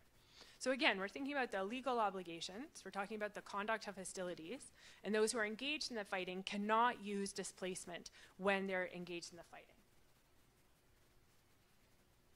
Now, I talked about the fact that we're identifying the protections that the law affords. And the law says that shelter, the basic tenets of survival must be afforded to those civilian populations, whether or not those civilians who remain in their homes or those civilians who have been displaced. So for example, let's say we had a conflict here in Saskatchewan, and let's say you had a lot of people from Saskatchewan who were forced to flee, and they had to go into Alberta and Manitoba. So there's obligations that there's an impact on the local community, but also ensuring that the protections you are afforded here in Saskatchewan continue to be afforded to you whether you end up in Alberta or Manitoba. Also, a large concern for the Red Cross Red Crescent movement is ensuring that families get to stay together, the facilitation of reunification, and as well as the ability to be able to communicate with families. This is all activities that are taken by the Red Cross Red Crescent movement, for example, ensuring communication through families. As I had mentioned earlier, you also have some of the basics, that ongoing ensuring of life and dignity of those individuals, their physical and mental well-being, the ability to choose residence, and the ability to be able to move freely. Now I have two final slides, which are going to be picked up on in earnest by our other panelists. And these are areas of concern. So these are areas of particular vulnerability for these populations. If you yourself were forced to move, that there's subject to being subject to exploitation, subject to discrimination, subject to secondary forced displacement. You have the issue of individuals who go missing during the process of displacement. How do we find them? How do we register people? How do we make sure that families can communicate? What do we do in order to ensure that if someone dies along the way, that there's a record of that death? You have disruption, both to education, to health, and well-being. So these are some of our areas of concern that I leave with you, be thinking about for the rest of the presentations this afternoon. That these areas of concern are then where the operations and the responses to displacement are often focused. So thank you very much. I hand the floor to Dwight.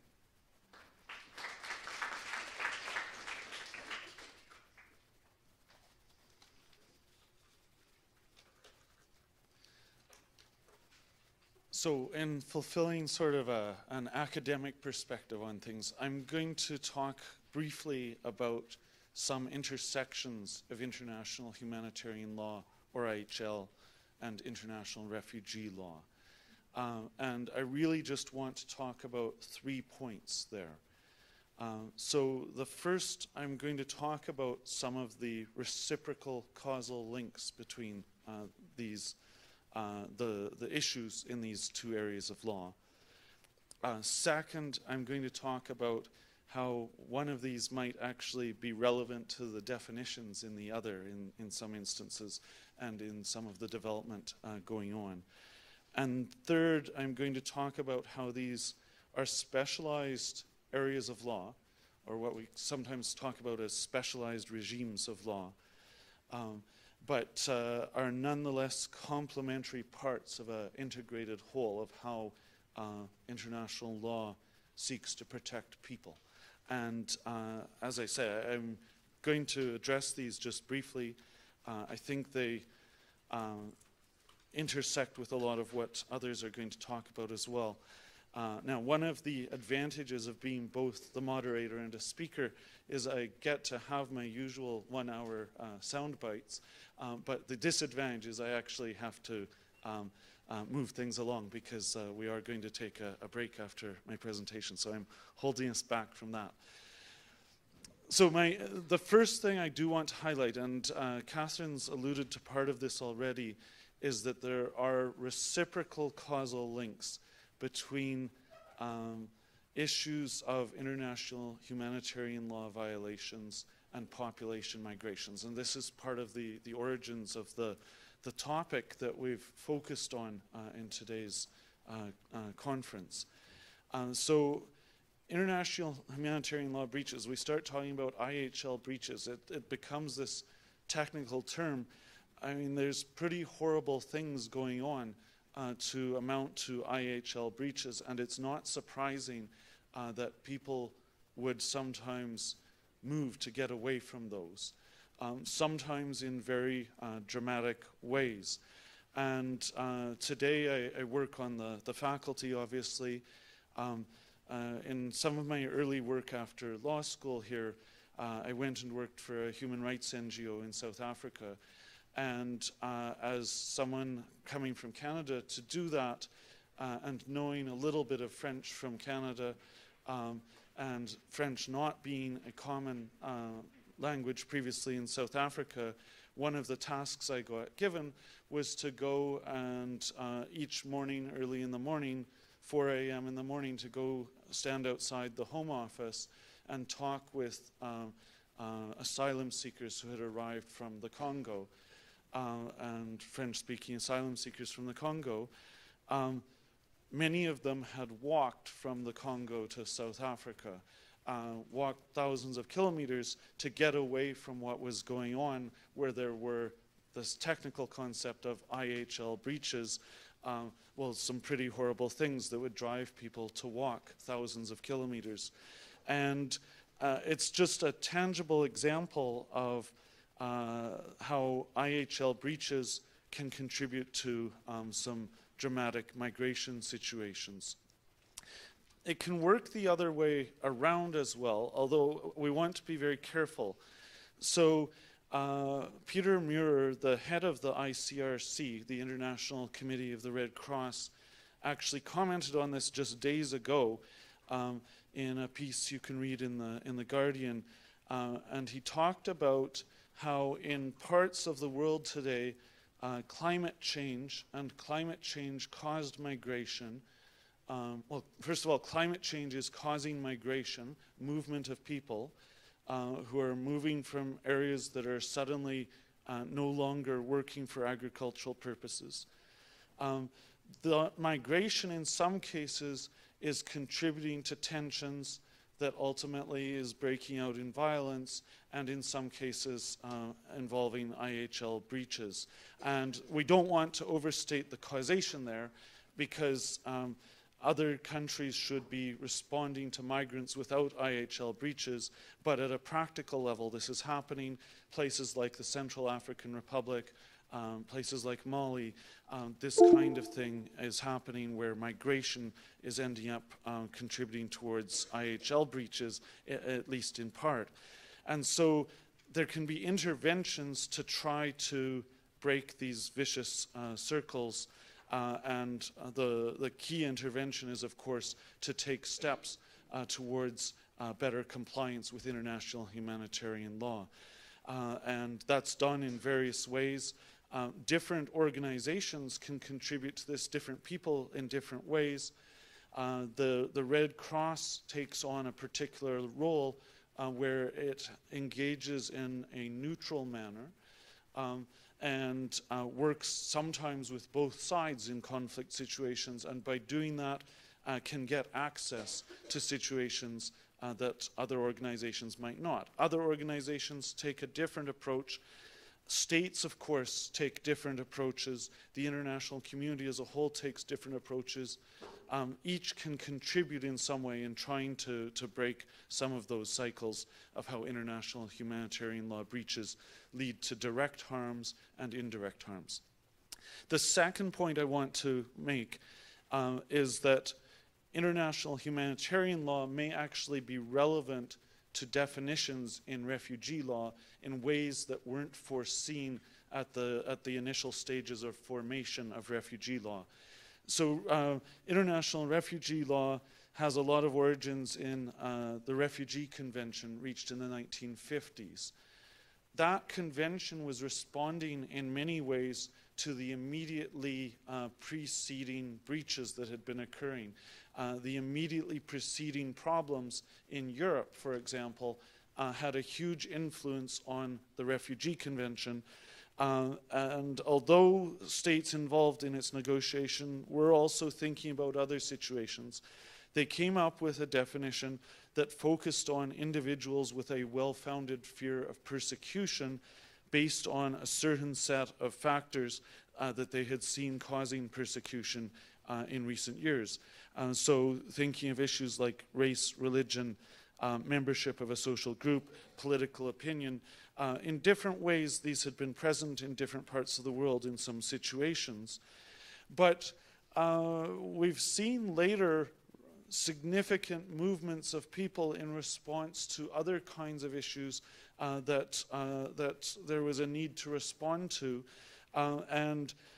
For example, then African states entered into a 1969 convention on the specific aspects of refugee problems in Africa, and Latin American states entered into something called the Kirtaniyah Declaration in 1984, both of which look more broadly at the reasons that could justify refugee protection for individuals, and that look at breakdown of public order in places that people are fleeing from in a broader sense as some of the reasons why individuals might get refugee protection in another state. So some states' definitions of refugees have moved beyond what's in the Refugee Convention, and some regions, in fact, have recognized the need to move what's beyond what's in the Refugee Convention. And then there are, of course, emerging new issues or responses to other issues. We might mention something like the Kampala Convention on Internally Displaced Persons, or IDPs, in 2012 as a response to another issue. I'm going to wrap up very briefly, but just turn to this third point, that IHL and international refugee law are specialized areas. It's important to get into the details, important not to mix things up, but at the end of the day, they're parts of an integrated international law system, and there's been a lot of attention in recent years to the problem of fragmentation of international law. There was a commission carried out on this issue by a Finnish scholar, Martti Koskiniemi, that looked into some of the associated issues.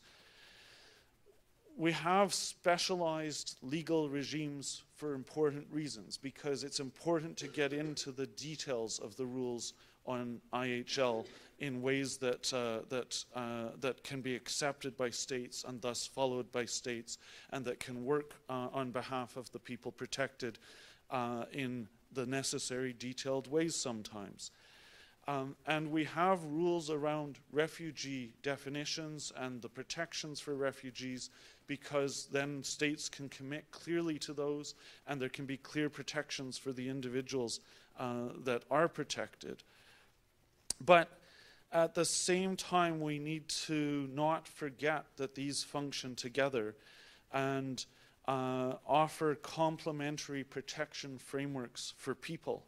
And along with other complementary areas of law as well, something like international criminal law takes account of a lot of provisions of international humanitarian law and provides an enforcement of those against individuals who would violate them.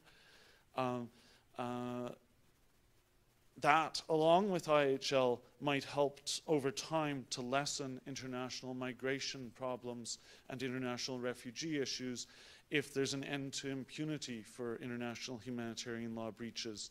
But a lot of complicated things that work together, and there's a lot of role for you, many of you as law students going on into legal professions, to contribute in different ways, and for people not in legal professions to contribute in different ways to this set of international law, areas of international law that function together along with national law to provide protection for people. And I think we need to remember that at the end of the day. I'll stop there, and we'll take a coffee break and a chance for refreshments and conversation. We are a few minutes behind, but we'll take 15 minutes nonetheless. So return by 2:35.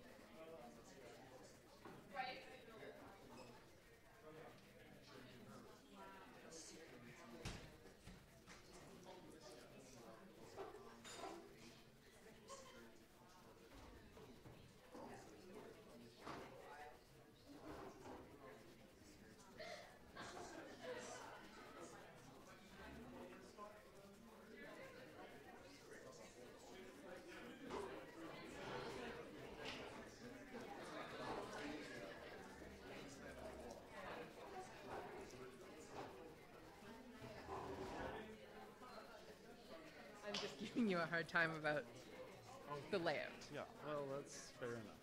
Also,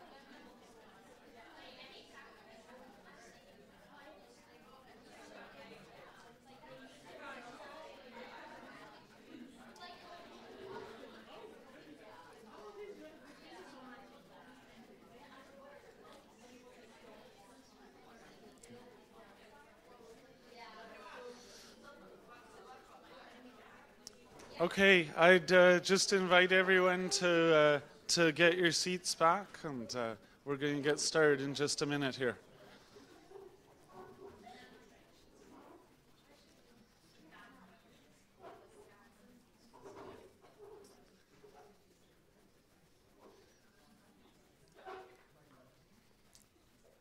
So next up, we're going to hear from Kevin Dunbar, and we'll have his presentation, and then we'll have Omar's, and then we're all going to come back up and have a chance for a Q&A then. So I'll invite Kevin forward. I'm a bit shorter than the last presenter. Good afternoon, everybody.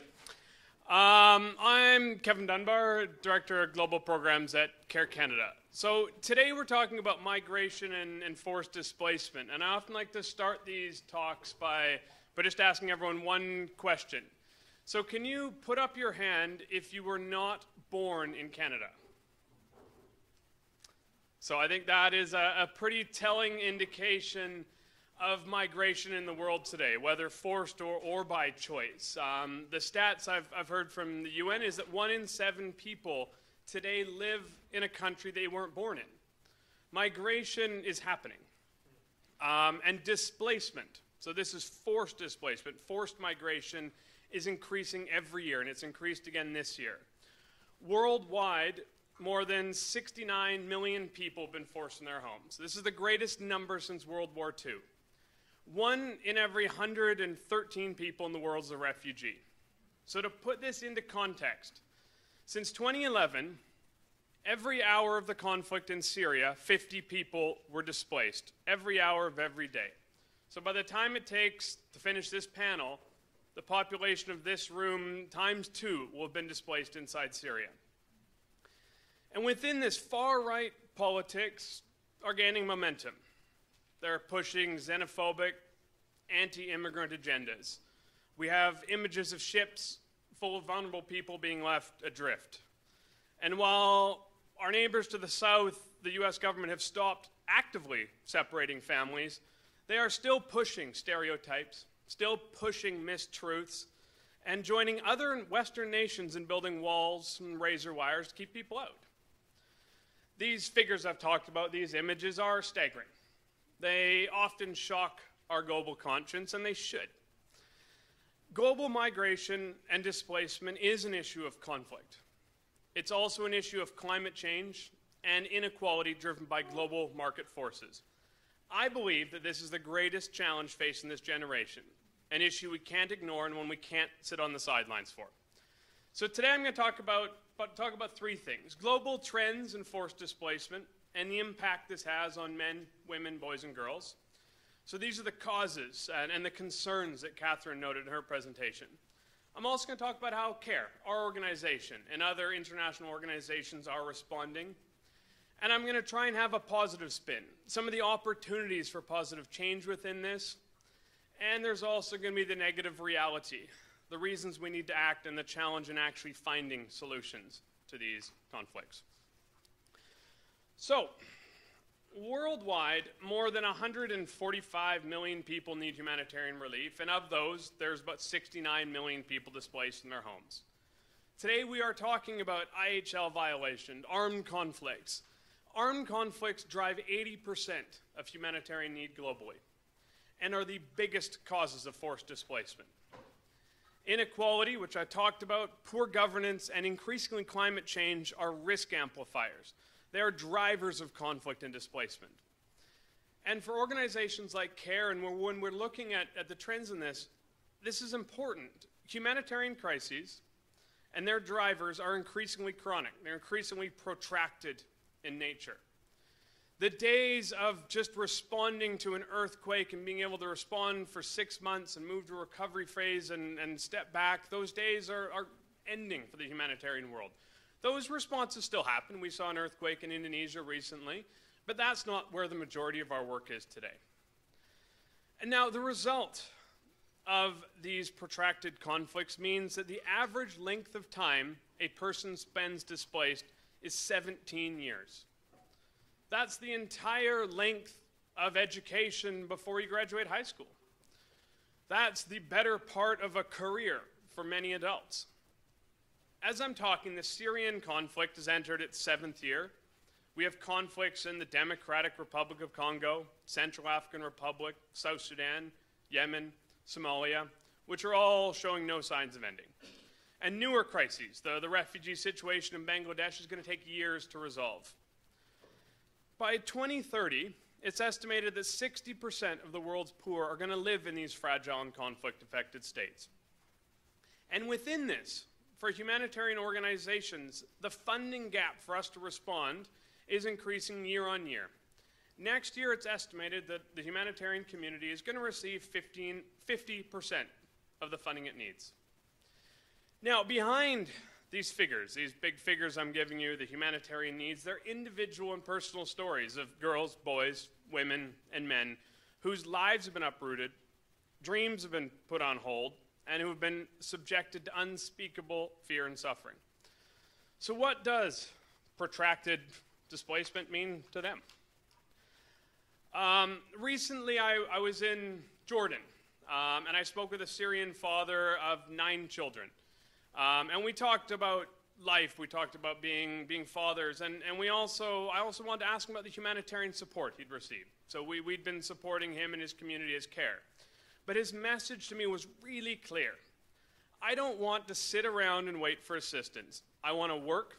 I want to be able to contribute to the society I'm living in. I want to be able to support my family, and I want to go home. So as the Syrian war drags on, years of displacement is eroding people's hopes and their savings. There are clear humanitarian needs for the Syrian refugee population for basic emergency relief items, so food, cash. But there is so much need beyond that. They want to build a life. I also spoke to a mother named Sana who did have a job. She was working on a farm in Jordan. But her work was actually illegal. So she had to be hidden in the back of a van on the way to and from the farm, risks prosecution from the police or deportation if she's caught. She also told me this was the first job she'd ever had. She is the face of changing gender norms in Syria. Men in these displaced situations are no longer the breadwinners. Some of the only viable work is available to women, cleaning homes, cooking, small work on the farm. And she was proud, and she told me that I'm happy because my sons are back in school. They missed 2 years due to the war, and she's like, I hope I can keep this job so I don't have to take them out of school. Other kids in Jordan, Lebanon, and inside Syria aren't nearly as fortunate. Many have been pulled out of school to take care of siblings. Some of them work in really dangerous conditions, and some have been pulled out just because their families can't afford school. In this context, both in Syria, areas around Syria, and places like Yemen and Bangladesh, early child forced marriage has spiked. Parents often see marrying their female children off to older men as the only option they have to ensure these girls have a future. As a father myself, I can't imagine being faced with that decision. It's important to note, and Catherine mentioned it earlier, that this massive displacement doesn't just have an impact on those displaced, and that is predominantly who it has the biggest impact on, but it also has a huge impact on the communities hosting people. In Lebanon, for example, rent costs in areas where there's lots of refugees has increased by 300%. So for those of you struggling to meet your rent, imagine if it tripled in the next 6 months. Competition for jobs and a lot more labor has actually driven wages down. Countries like Lebanon are really struggling not having a Syrian market to sell to anymore. And in the camps in Bangladesh where I was recently, the displaced population is cutting down the trees so they can cook. But cutting down all of those trees is increasing the risk of landslides for everyone in the region. So, while we hear a lot in the news about the refugee crisis in Canada, the impact in Europe, that's not really the case. I don't believe it's a crisis here. I don't believe it's a crisis in Europe. Countries and communities in the global south are feeling the largest impacts of massive population movements. And for the most part, they still have open doors and are still generously welcoming those fleeing conflict. So, in this context, in these contexts of protracted crises, what do organizations like Kerr do to respond? So in Jordan, we had an urban protection center. It was established before the Syrian crisis, and it was a center that served vulnerable Jordanians. Now, we expanded that during the refugee crisis to work with vulnerable Syrians, Jordanians, and actually other refugees in Jordan as well. So we maintained our emergency works, those emergency distributions of household items, winter clothes, and cash to newly arrived refugees. But we also expanded it and worked on referrals to health services, so helping refugees understand where health services are available in Jordan. Looking at vocational training for women. Working on community savings and loans associations. So that was bringing together vulnerable Jordanian and Syrian women into the same savings and loans communities and groups. And that was trying to build social cohesion in these places, because there is a lot of tension. And at the same time, we were negotiating with the Jordanian authorities for the right to work. And inside Syria, we also work inside Syria. And contrary to perceptions, it is possible to do more than just basic emergency work inside Syria. It's actually essential that we're doing longer-term development work. Inside Syria, there are areas of stability, and it is possible to rebuild infrastructure and to promote jobs for people. And our work in those areas, we do skills development, we try and revive local economies and businesses, we look at ways we can provide temporary employment, and we rehabilitate social services. So the point I'm trying to make is if we're working over 17 years or longer, just handing out basic supplies, giving people cash to survive the next day doesn't do enough. We need to be looking at ways that we can help create a dignified life, access to work, and in that, moving the conversation away from refugees as a burden into refugees who are genuinely contributing to the society that they're living in. In Bangladesh as well, publicly, the Bangladesh government has said that they feel that people are going to go home to Myanmar soon. But we have seen the point that Catherine brought up around voluntary and safe return, and ensuring that the situation in Myanmar is such that people do want to actually return. And I don't feel that's going to happen in the immediate future. And in this context, in Bangladesh's Kerr, we provide large-scale sexual and reproductive health services to both pregnant women and new mothers. People are displaced for 17 years. They still have kids, and kids still grow up and still need education. And at the same time, we're working with the Bangladesh Health Services to ensure that they're able to provide these services long term.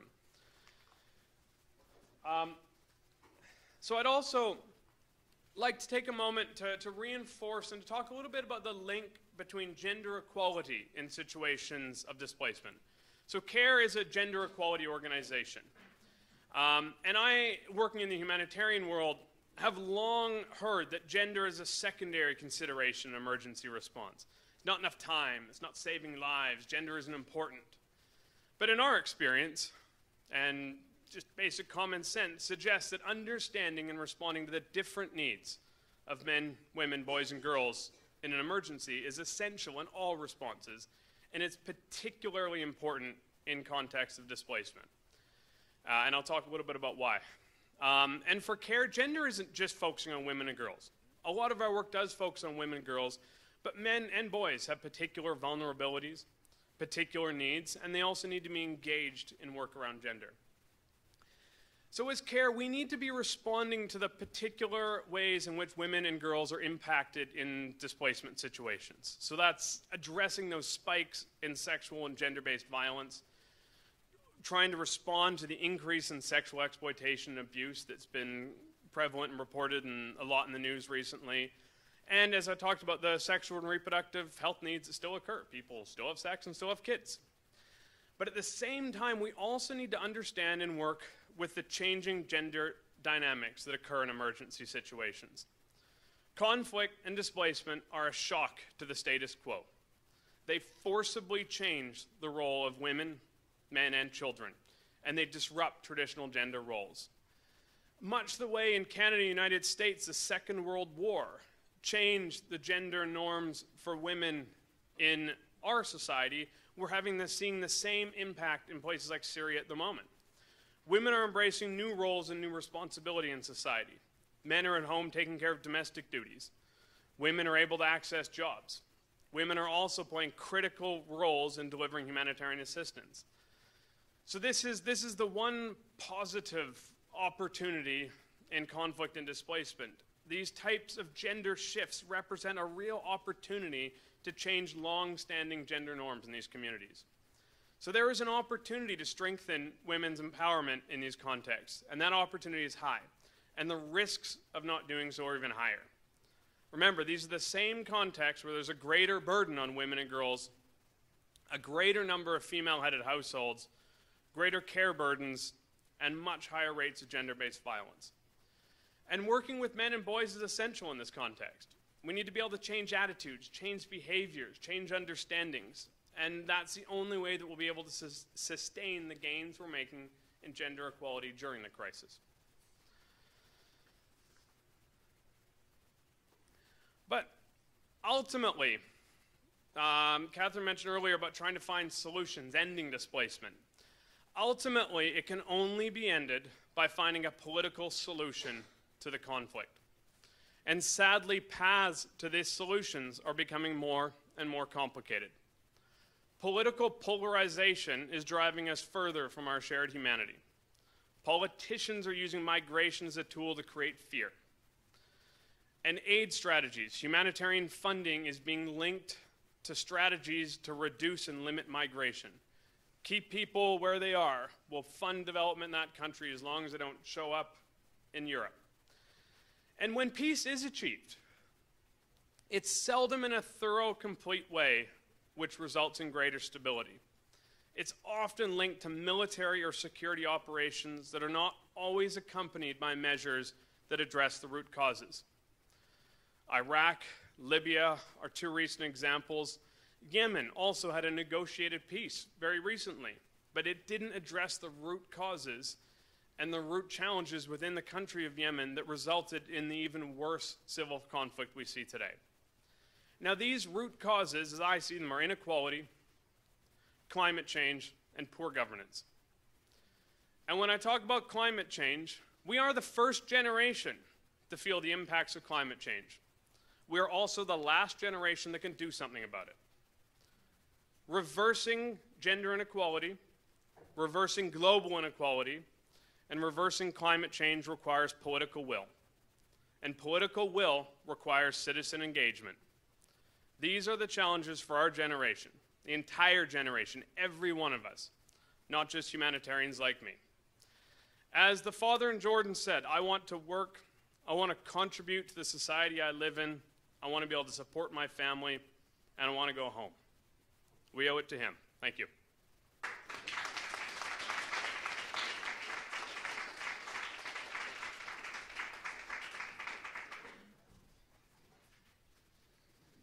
So thank you to Kevin for these remarks, and very powerful.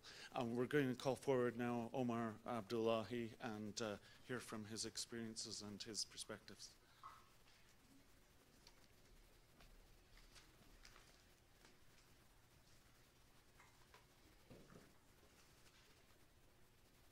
Good afternoon. How are you guys doing today? Very good. Okay. So, my name is Omar Abdullahi, and I'm a former refugee from Somalia, a social worker, a Canadian Red Cross volunteer, and a proud Canadian citizen.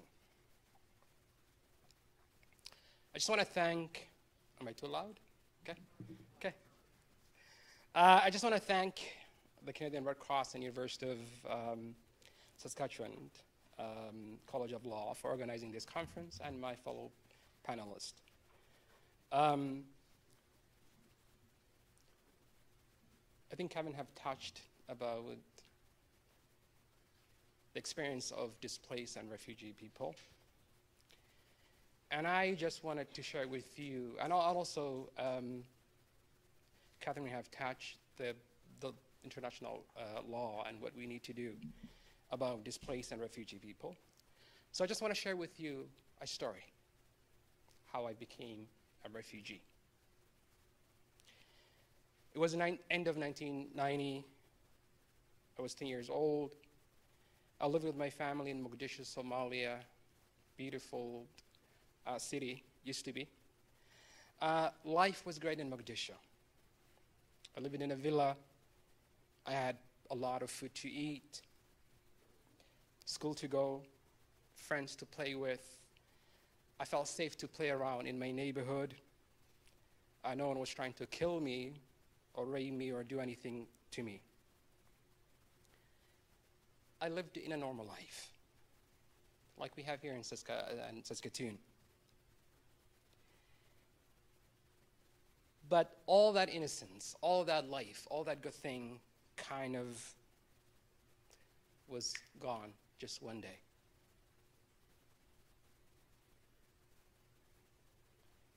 The start of the war between this dictator who had better government and a militia group who were trying to overthrow him in end of 1990.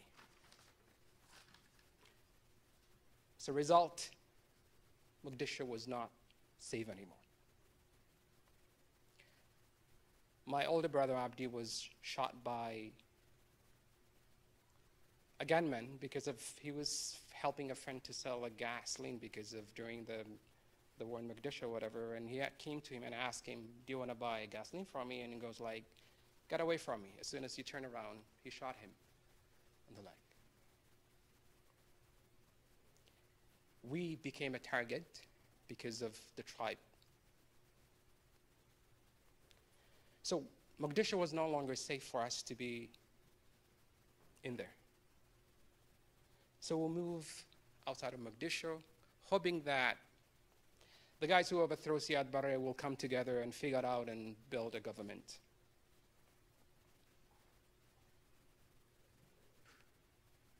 However, that's not how it works when conflict happens. So one day we were having a lunch in this little camp outside of Mogadishu,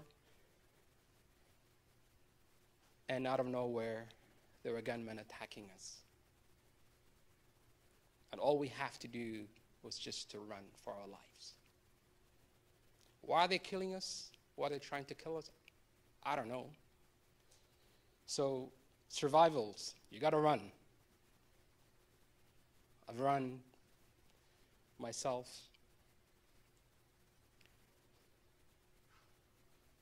As a result of fleeing from these groups, our family was separated from one another for more than a month. My little sister, Animor, and I were at one side of the country with an auntie, while my mother and other siblings were other side of the country. Luckily, we were finally reunited in a town close to the Kenya-Somali border called Bwale. So we were still not safe in that place because of the groups were coming in. The ID militia group were trying to kind of destroy people who were from my tribe. So we have to leave the country. So we end up going to a Kenyan refugee in Liboyo, just a brand new refugee camp they built for people in 1991. So from the villa, welcome to a refugee camp. So I've been asked to talk to you about what it's like to be a refugee. You lose everything that's familiar to you. You lose your family, your home, your friends, your relatives, your community, the places that you grow up, your neighborhood, your bed, your favorite t-shirt or pants because of you have to run whatever that you have on, and whatever that means to the world. And also yourself and identity. You become a refugee. This also means losing your basic human needs and wants. And I think Kevin was talking about what the refugee needs. Safety, food, clean water, shelter. They all become a premium, right? In the camp, you have to live in a little shack covered with a plastic sheet, thanks to the humanitarian organizations. You sleep on the floor. You have no protection from criminal coming in the camp and hurting you or your family. Don't forget the snakes and the mosquito, malaria. You have to line up for everything, for food, water, seeing a doctor for hours. Forget about shower, toilets, people are going everywhere. That creates other issues with other diseases and other things happening.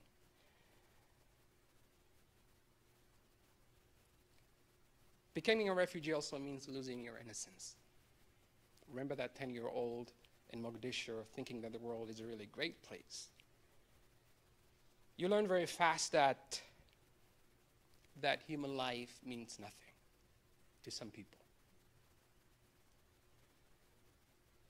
You start to see the world differently when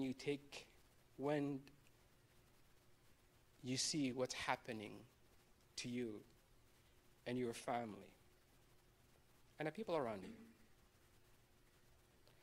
You lose trust. You see, everything as a threat, and you got it ready to run and have your shoes on, if you got lucky. And those things, I think with a lot of therapy and support and building my life again or whatever, it's possible to overcome all those traumas and those losing of innocence. Being a refugee also means losing your future. And the dad Kevin was talking about, your hopes and dreams. As a 10-year-old boy in Mogadishu, those hopes and dreams, right, died when you ran away. There is not a lot of opportunity in the refugee camp, right? Don't get me wrong, I'm very thankful that I'm safe from those militia that are trying to kill me. But what future do you have in the refugee camp?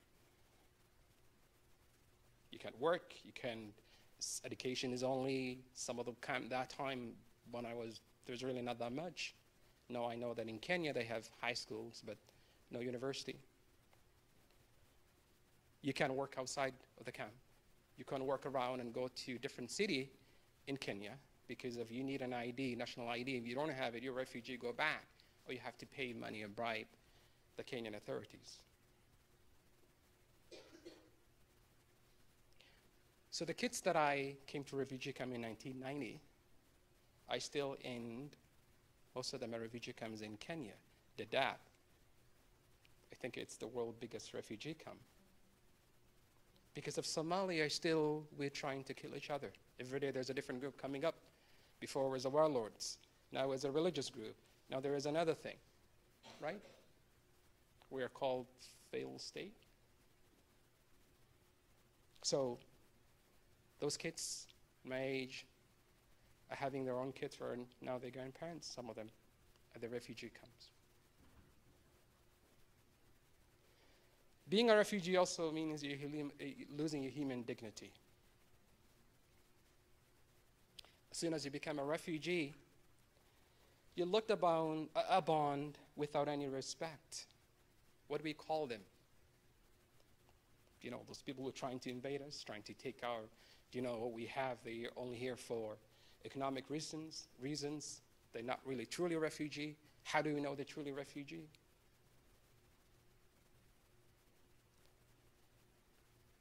Even in Kenya, that the police, right, what do they do to you? How they treat you, right? Beat you up. I remember that as a kid in the refugee camp, and the refugee camp was very closely loyal to the Kenyan police, and they used to have Kenyan flag start at 6 in the morning and then put up 6 in the morning, and then around 6 o'clock in the evening, they would lower the flag. So you allow as a refugee to go into the town, Liboya, during the day, but at nighttime you cannot be there, so you have to come back. So while coming back to the refugee, and you're passing through the police station, and they're putting the flag down, Kenyan flag, and Somalis walking, and they start beating you because of you not respecting our Kenyan flag. We have no idea, no one told us this is what we need to do. Like, they beat you worse than animals.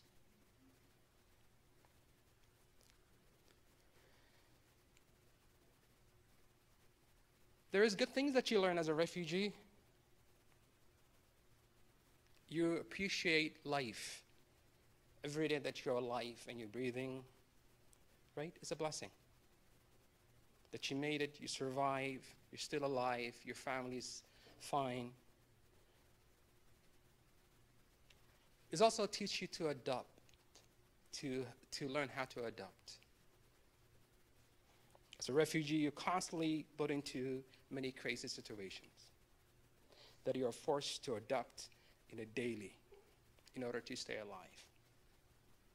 So, what do you need to do if someone attacks you? You gotta run. What do you need to do? How do you deal with? How do you find a shelter? How do you figure out things, right? Always, you have to start, reinvent yourself and figure out things. Sorry for making you very sad. But I know refugees go through many losses. However, they're not powerless victims. But they are resilient people. They're survivors who have found themselves in a very difficult situations, and they're trying to do the best that they can. They're people with potentials. If we give them the right opportunities and the resources, right? We should not see them as the victims. You don't have to see the potentials of refugees, right? I'm here, Saskatoon, Manitoba, talking to you, College of Law. As a former refugee,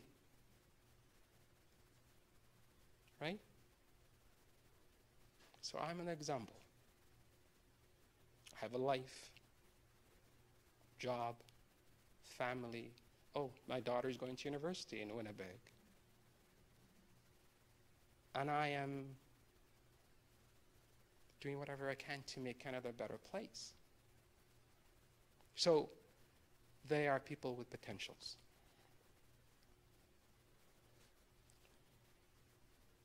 I came to Canada 23 years ago, seems yesterday, as a 15-year-old with nothing but high hopes and dreams.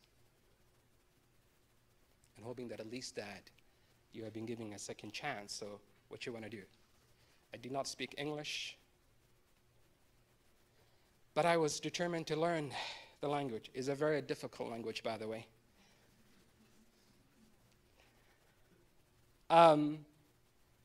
So I was put into high school. School was not easy, especially when you haven't been in school for 5 years.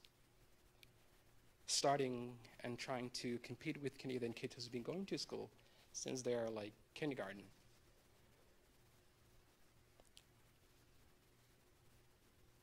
School became overwhelming, but I knew I had an opportunity and I could not waste it. So I pushed forward.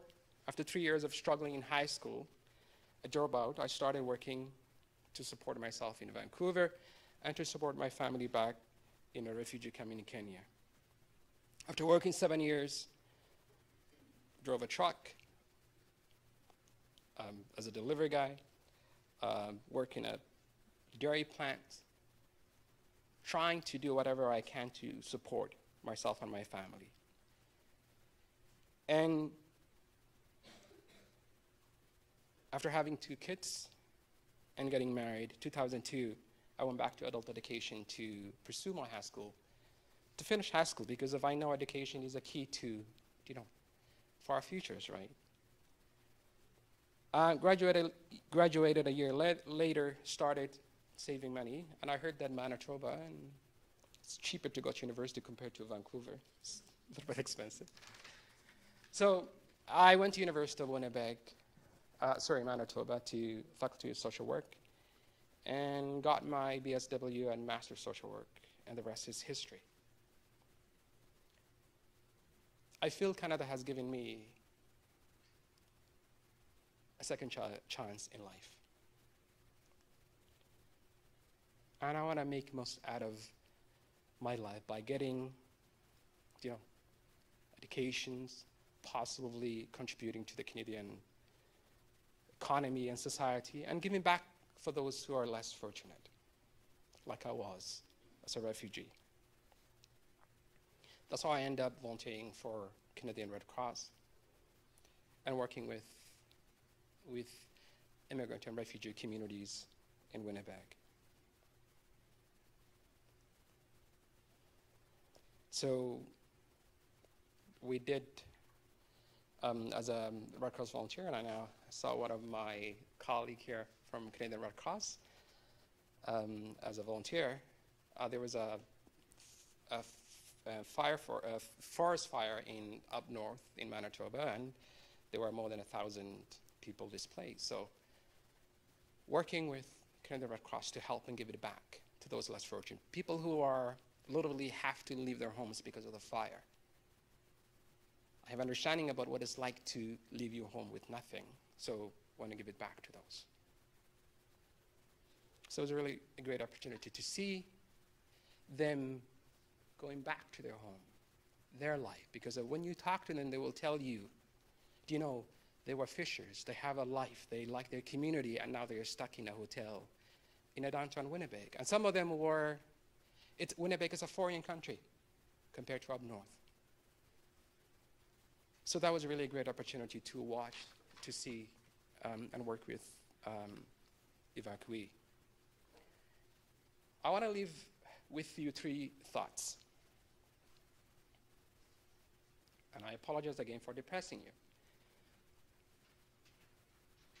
Being a refugee or displaced person is not a choice. You don't wake up one morning and say that I want to be a refugee, I want to be displaced. I wouldn't have left Mogadishu, right, if I had a choice. It's beautiful. I didn't have to learn English.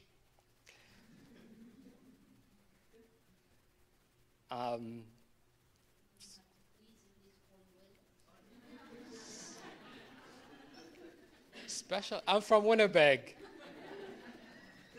Talk to me about freezing.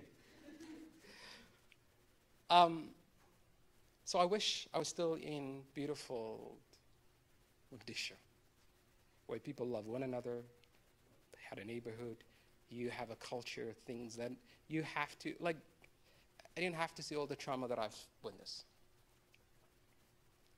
So assumption that people are, they're not true refugee or whatever, right?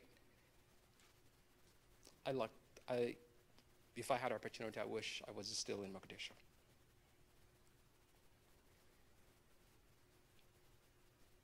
We don't need to fear of refugees or other them. They're human beings like us who found themselves in a difficult situation, which is out of their control, and they need our compassion and support. Because if you never know, one day we could be a refugee. And finally, refugees are full of possibilities and potentials. And they need to be given a chance and to find a place to call home, so they can start over again and reach their potential. We all need a place to belong, to call a home, not a refugee camp, right? That we have no freedom. just want to say that I belong in Canada, and I'm very thankful. And I have a homeland. But there are many like me who are still need our support.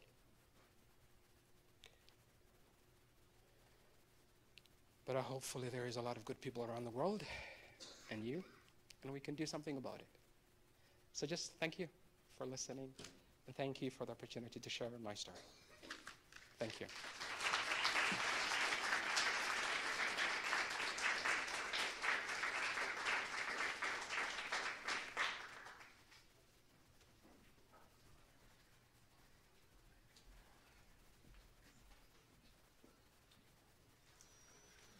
Well, thank you to Omar for what he's done in sharing his story and the very impactful story that he's told. At this point, we're going to have the panelists come back forward to the front, and we have a chance for some discussion and some Q&A from the audience as well. So if you want to think about questions you want to pose on any of the issues addressed this afternoon, this would be the chance to do it. If you're on the live stream, again, there's a chance to send those in. We'll have the panel come up, and just as they are, I'll just mention there are microphones on both sides of the room for those that can go to the microphones. If anyone can't go to the microphone, I guess signal and we can make sure a microphone gets to you. But I'd also, when we do turn to questions, I'd ask people to try to keep those brief if you can, because I'm sure there will be many different questions. And I'm actually going to start off with a question to the panel, just to get things going. The question that I'll put is around this issue of governments that might be, and I don't want to talk about particular governments, but just governments in general that might be holding back a little bit from issues of humanitarian support these days, and what you think the best ways are for people involved in the international community and supportive of humanitarian causes to persuade those governments to continue offering robust supports for different humanitarian endeavors, whether around migration issues or just humanitarian support generally. And if there are any reflections that the panelists might have from the different perspectives that they bring on what are the ways to persuade governments to keep supporting humanitarian work.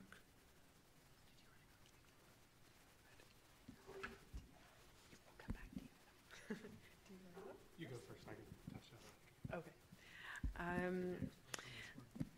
No, not at all. So thank you for I know it's a tough question. It's a really tough question. Good people to answer.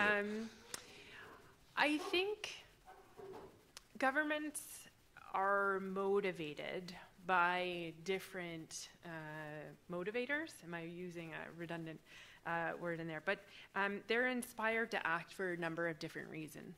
And within the humanitarian community and within the Red Cross Red Crescent movement in particular, our focus is always coming back to need, to the humanitarian concerns that Omar raised, that Kevin also raised, that there are actual legal obligations, for example, for states that they must engage in particular activities. So there's actually some legal obligations, and I think that sometimes is persuasive with governments.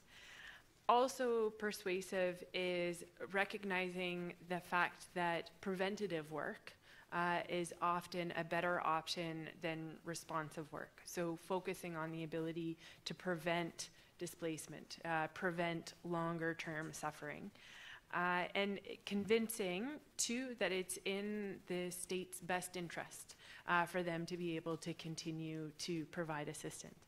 Now, that what their own best interest is, whether that be through the electorate, through their own party politics, I think there's any number of different ways by which to convince governments. Yeah, I'd say there's a whole range of opportunities, but also difficulties with that. Okay. Oh, We've got two of them. It's a tough question, but I think a really important one. And I'll just kind of sum it up in short, kind of three ways that I feel that people involved in this can have an impact. The first one is political will and pressure. And while you don't always see it publicly, I've seen it behind the scenes. It works.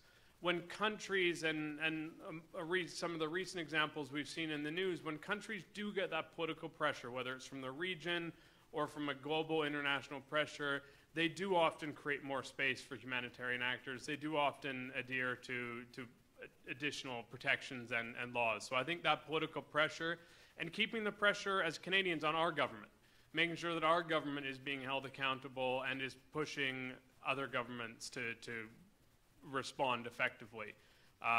One of the most recent examples I have is in Yemen, where there was a massive conflict and there was need for funding. And the Saudi government, which was a belligerent to the conflict, stepped up and provided $270 million to respond. So while they were actively involved in the conflict, they were also providing money that no other government in the world was providing for humanitarian actors to respond. That's obviously a very challenging situation for organizations like ours. We wanted to be really careful to try and remain neutral in the conflict. And there were ways. The Saudi government were open to negotiation. They were open to trying to keep the money separate from some of their other political aims. So that political pressure can work. Another thing is cover it. Cover it. So pay for your New York Times subscription. Pay for the Guardian subscription. Support news, whether it's local news, whether it's international news. The more international coverage we have of events like this, the more pressure that creates and the better that we're able to respond to it. And the third, for organizations like ours, in particular for organizations like the Red Cross, is that we try and negotiate access. So we try as much as possible to remain impartial and neutral in conflict situations, which means that we negotiate and discuss with all actors of the conflict to try and work with them to ensure access, humanitarian access, and show how it's in their best needs and how it meets their needs as well and in their best interests. If you have people who don't have enough food, who don't have shelter, if you're a militia, you're never going to be able to govern. So there is negotiating spaces within there for organizations to negotiate that access. But ultimately, it comes down to political will and pressure, and I do think news and coverage has a huge impact on that.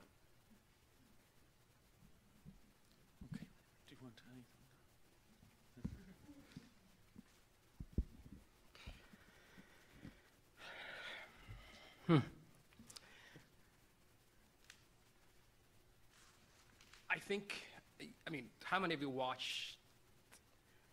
know in detail what's happening in Syria? How many of you watch the news all the time? Because there's too many horrible things happening in the world. And we tend to cover our face. I've been doing that as a self-care myself. And then we don't really do anything about it.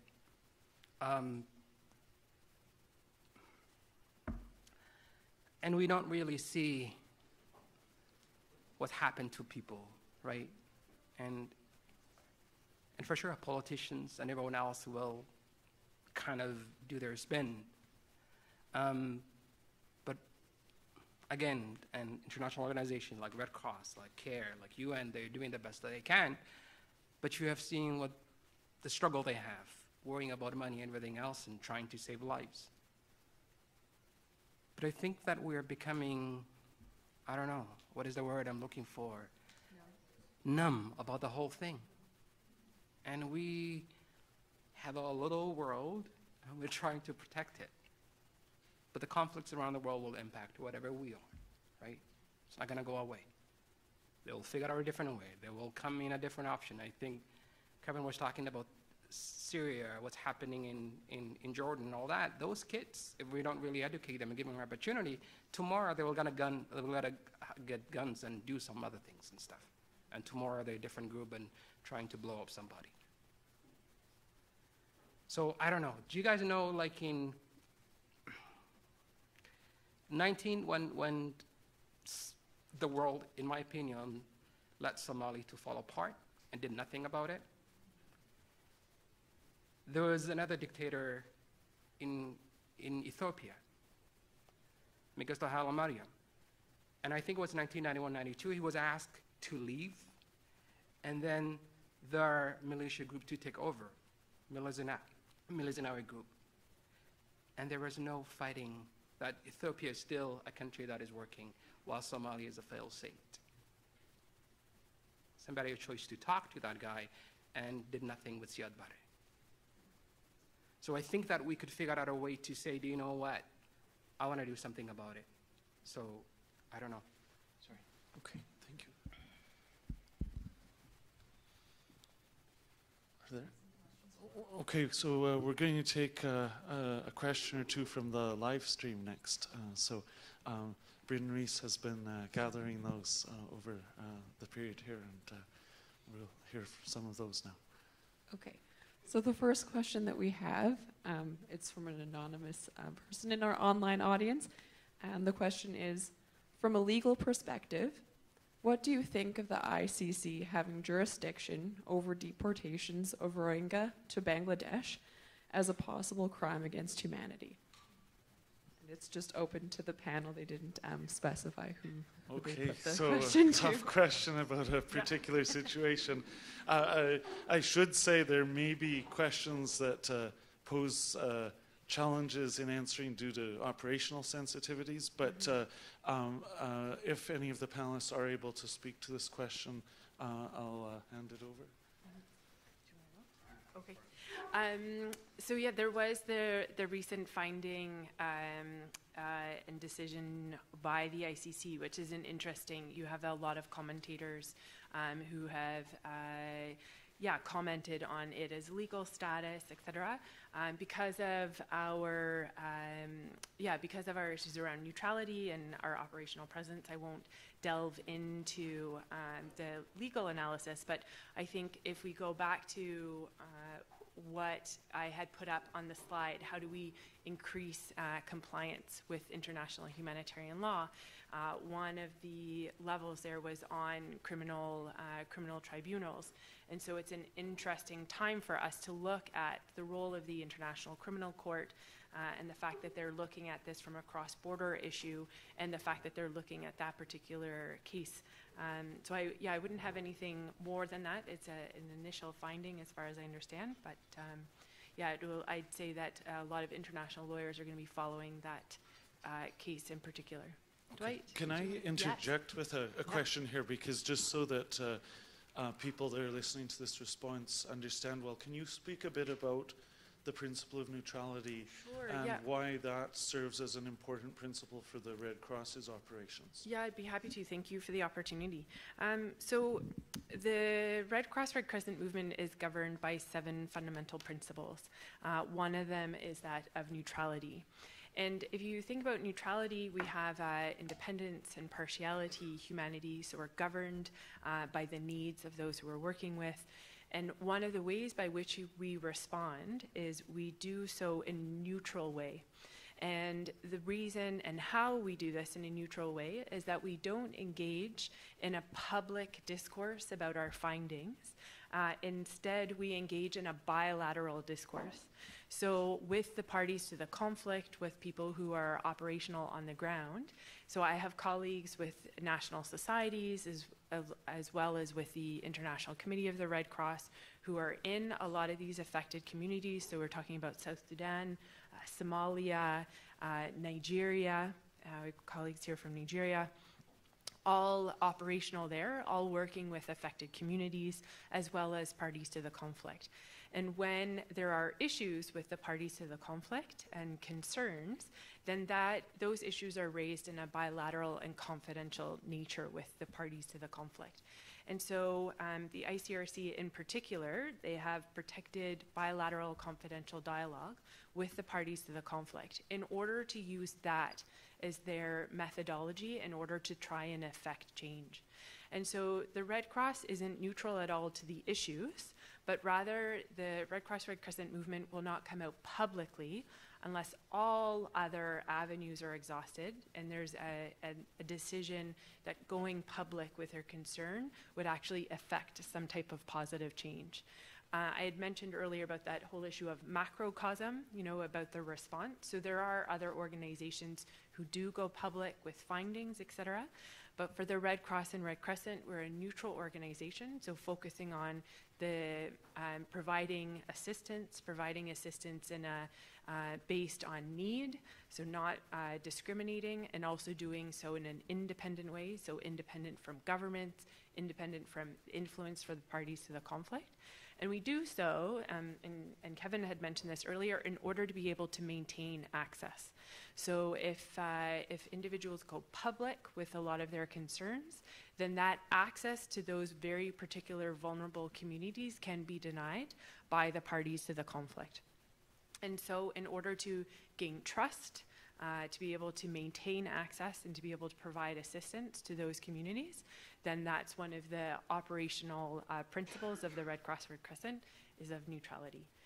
Is that clear? I think that helps people okay? to understand the important way that principle serves humanitarianism and enables the Red Cross to help in some situations that others can't help in the same way, even while other organizations might help in a different way around some other type of issue by speaking out publicly, of course. So, yeah. Okay. Certainly, if there are people that want to go up to the microphones, I'd welcome that as well. I'm going to put another type of question just to illustrate the kind of range of questions, that there's a full range of questions here, although other than those that hit operational sensitivities. And there are a lot of law students here, obviously. I just wondered if you might speak to anything about careers in international humanitarian law, if there are law students that are interested in that. Or Kevin, you came from a business and finance background, and I wonder if you can speak to how it is that you've used that in a creative way in a humanitarian context.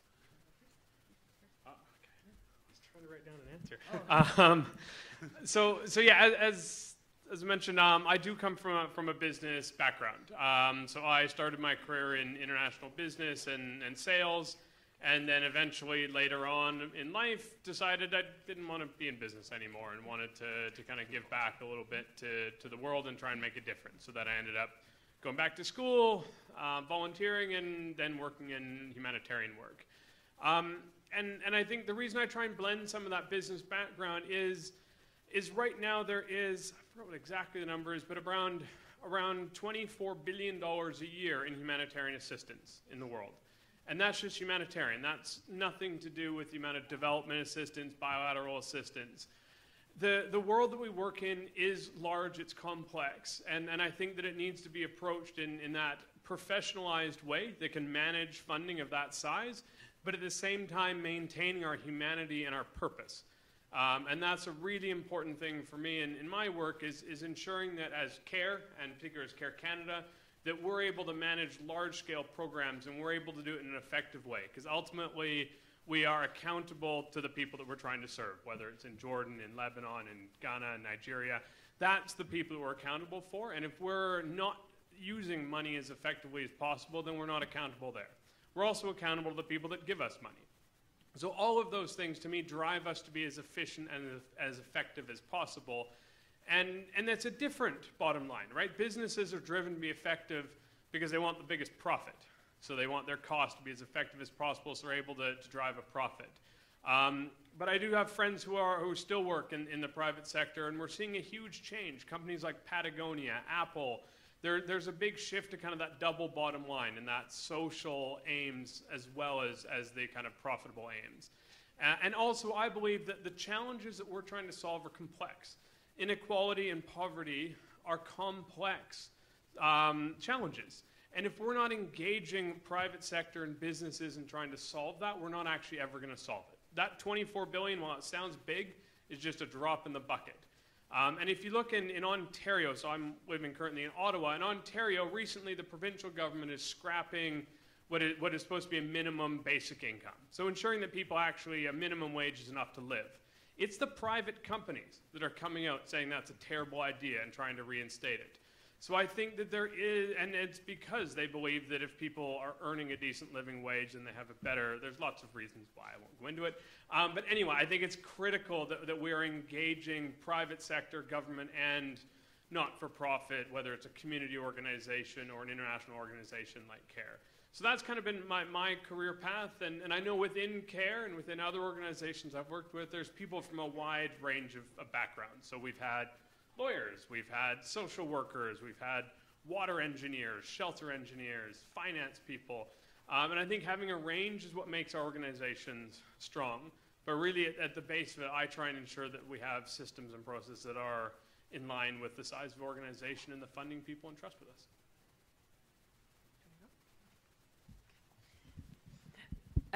So for careers in IHL, I went into law school in order to work in this field. So for me, this has always been a really huge motivator.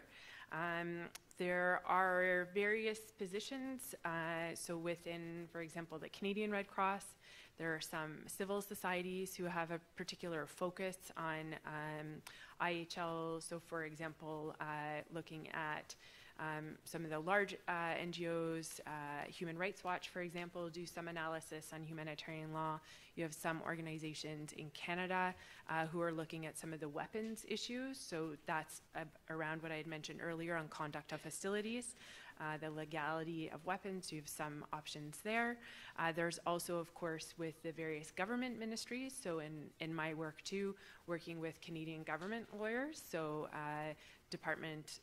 Global Affairs Canada, so the Department of Foreign Affairs, Justice, various departments within Justice, all looking at some of those fields, the intersectionality of refugee law, human rights law, IHL, and criminal law. And then, of course, and we actually have a former officer from the Office of the JAG, which is the military lawyers with the Canadian Armed Forces, and they're the ones who advise Canadian Armed Forces on IHL, amongst the other branches of law where they advise on. So you actually have different places within Canadian structure. You also, of course, have international opportunities. So with the International Committee of the Red Cross, I think, I could be wrong about this, but Canada is one of the largest sources of staff and delegates to the ICRC. There's a large number of Canadians who are out there working with ICRC around the world, along with other international organizations. So there's opportunities both here and abroad. Okay. And Omar was also going to speak about some of, yeah. I just want to say that I don't work international, but you started with volunteering Canadian Red Cross here in Saskatoon. They were outside, and I think you met them, and they're sitting in the back.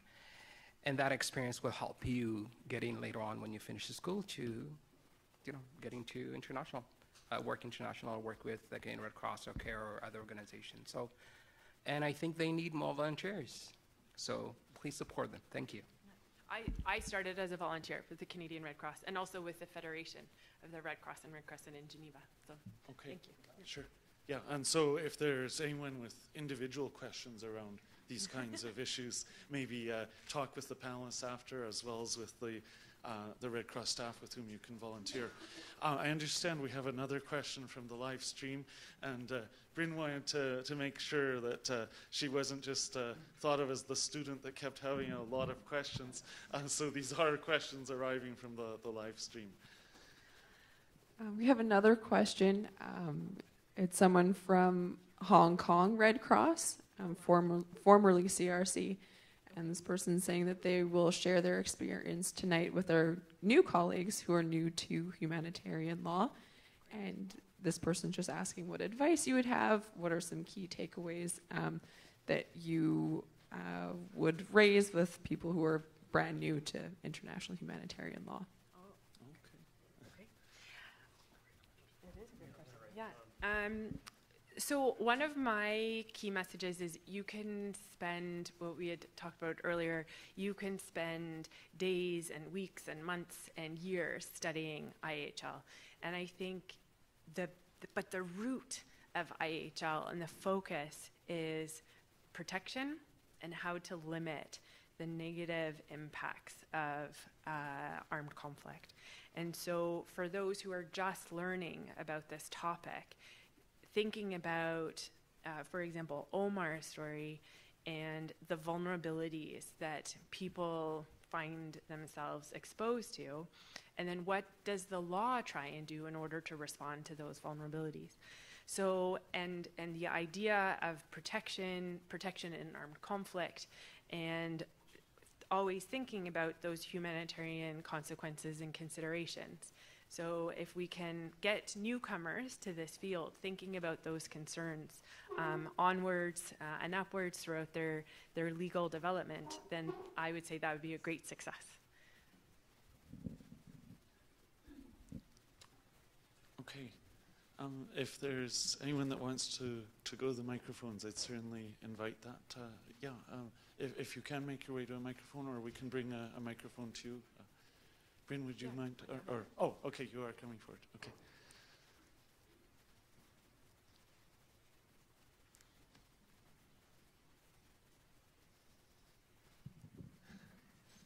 Good afternoon.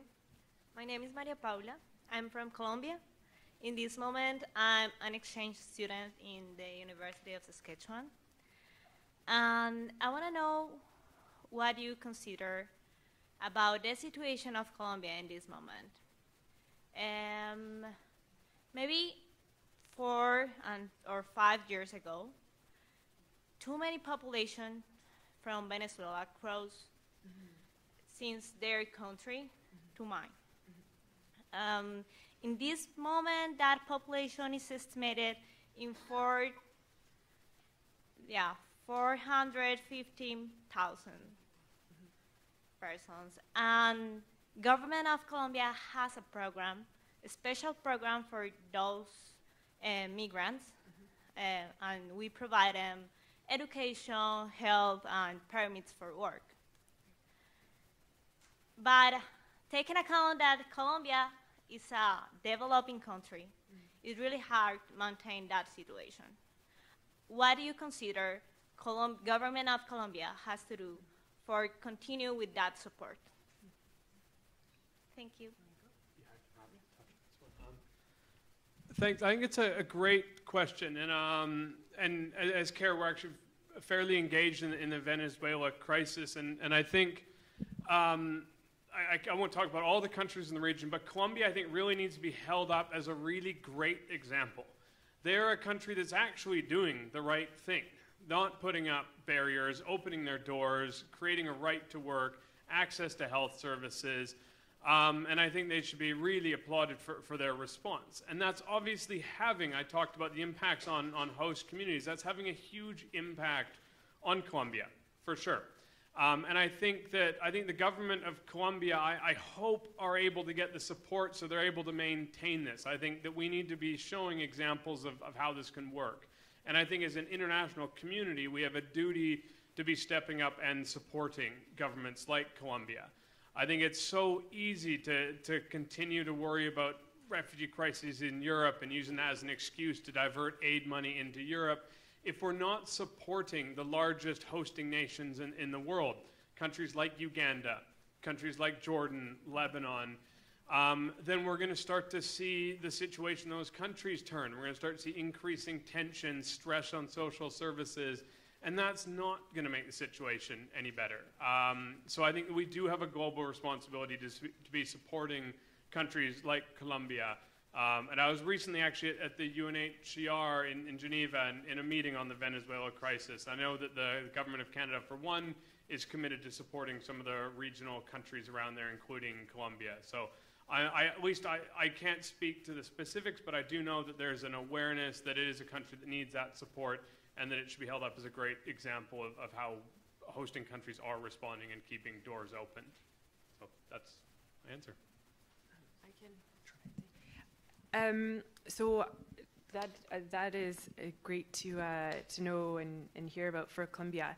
I think from a policy perspective, I can't speak to the Colombian situation in particular or any more particular than other situations, but one of the pieces or policy pieces that the Red Cross and Red Crescent are focusing on is this whole notion of what's called a durable solution. So what we've talked about, some of the issues, the protection concerns, so you've talked about work, you've talked about education, you've talked about health. So thinking about, as a government hosting, so you're thinking about Uganda, Lebanon, Jordan, Canada, what is a durable solution for that displacement, whether that be the ability to be able to return home or to be able to set up a new life. And thinking that this short term, as Kevin had mentioned in his presentation, daily provision of emergency services isn't thinking about the long-term impact on the families, whether or not they need to rebuild themselves in this new place, so that way they can establish themselves as being independent and no longer in need of assistance, whether they stay where they are or their ability to return home. People can't return home if they have no resources by which to engage in that long-term endeavor. And so I think that the whole notion and the fact that Colombia, as well as others, are looking at this long-term durable solution to migration and to individuals and people's needs is a key focus and definitely something that the Red Cross is advocating for with governments around the world. Okay, so we have a question here, and I think we have a question coming forward on that side next. So Do I have? Is it my chance? yeah. Okay. Give your My name is Saba.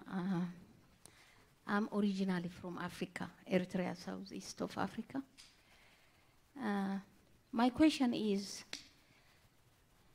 Libya is one African country.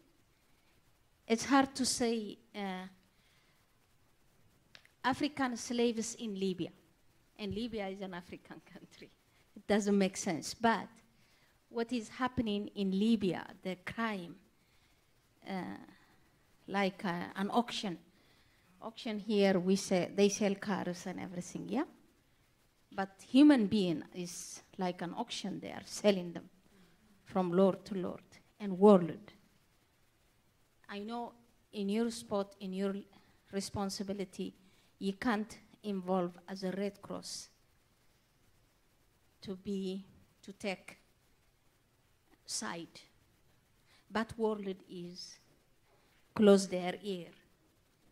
I want you to Google African slaves in Libya. And especially as female, we're gonna hate ourselves. What did you do, Red Cross in this case? World, international World Red Cross. Thank you.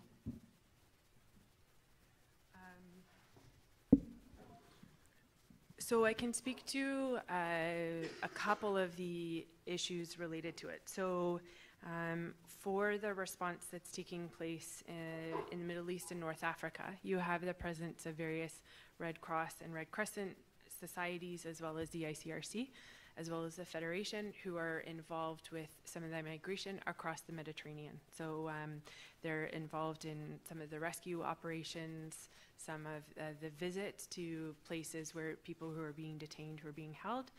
And as the last question on neutrality, there's constant attempts being made in order to gain access. So there's a lot of places where individuals aren't able to gain access to be able to go and do visits, but where the Red Cross, either the ICRC or a national society, can go and do those visits. They're going in order to advocate for the basic provisions of detention. I've also seen some of those videos, and they're harrowing. Where you also have the presence of the Red Cross is where some of those individuals who are then taken from those places of detention, and they're moved either back to the country where they were from, or if they're moving on to a next place, then I know that there's different national societies who are also doing visits and then helping some of those individuals reintegrate back into their communities or to return home. as we've heard today, I mean, it's very complicated, the needs that come up along the migration trail.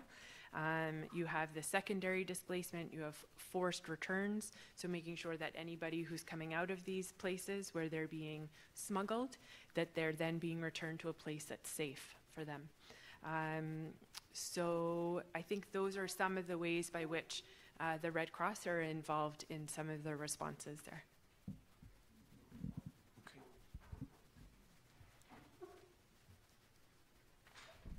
Hi, my name's Jessie. I'm a first-year law student at the University of Saskatchewan. Two questions, kind of. First of all, could you elaborate more on what Kerr is, like who you guys are, where you work from, kind of thing? Second of all, as a student who wants to get involved, where do we start? Are there opportunities for students either at Kerr or Red Cross? And then, Catherine, maybe you could speak to that as well. Where do we go when we want to get involved? Perfect. Yes, excellent. Happy to talk about Kerr. So, Kerr, I'll give you the history of Kerr in 45 seconds before they turn off my microphone. So, Kerr started in 1945 as a response to the refugees and displaced people in the Second World War. So it was originally care packages from the United States and Canada being sent to families in Europe that had been displaced from the war. So that's actually where the phrase care package came from. Since then, we've expanded and we have operations now in over 90 countries around the world. We work in both humanitarian and development work. And we work primarily in the kind of least developed countries or the more fragile states. So we work primarily, if you look at a global map and you look at the biggest areas of gender inequality and the areas that have the biggest impact of climate change or vulnerability to climate change, those are the places that we work. At the moment, in the humanitarian side, large-scale operations in Syria, the Middle East, Bangladesh, lots of East Africa, Southern Africa, Western Africa. So we work a number of places around the world. Our work we're a gender organization, so our primary work is around gender equality. So we look at inequality, we look at climate change as two of the biggest drivers of poverty, and that piece of inequality that we really focus on is the gender inequality. So our vision, our idea is that if you tackle gender inequality and ensure that 50% of your workforce, 50% of your population are actively involved in governance or actively involved in the economy, then you're going to be better off as a country or as a society. So that's Kerr in a real short nutshell. I'm happy to talk more about it. And in terms of getting involved, so Kerr is predominantly an international organization. So the majority of the work that we do is outside Canada. So it's in those countries around the world. In Canada, we've got a small team of programming staff, so kind of people like me who oversee and support our programs and funding around the world. We also do a lot of public engagement, a lot of advocacy work with the government, and also a lot of fundraising and communications work. So I don't know in Saskatoon, but I do know in other parts of the world we have kind of groups, women's groups, etc., that are involved in our work.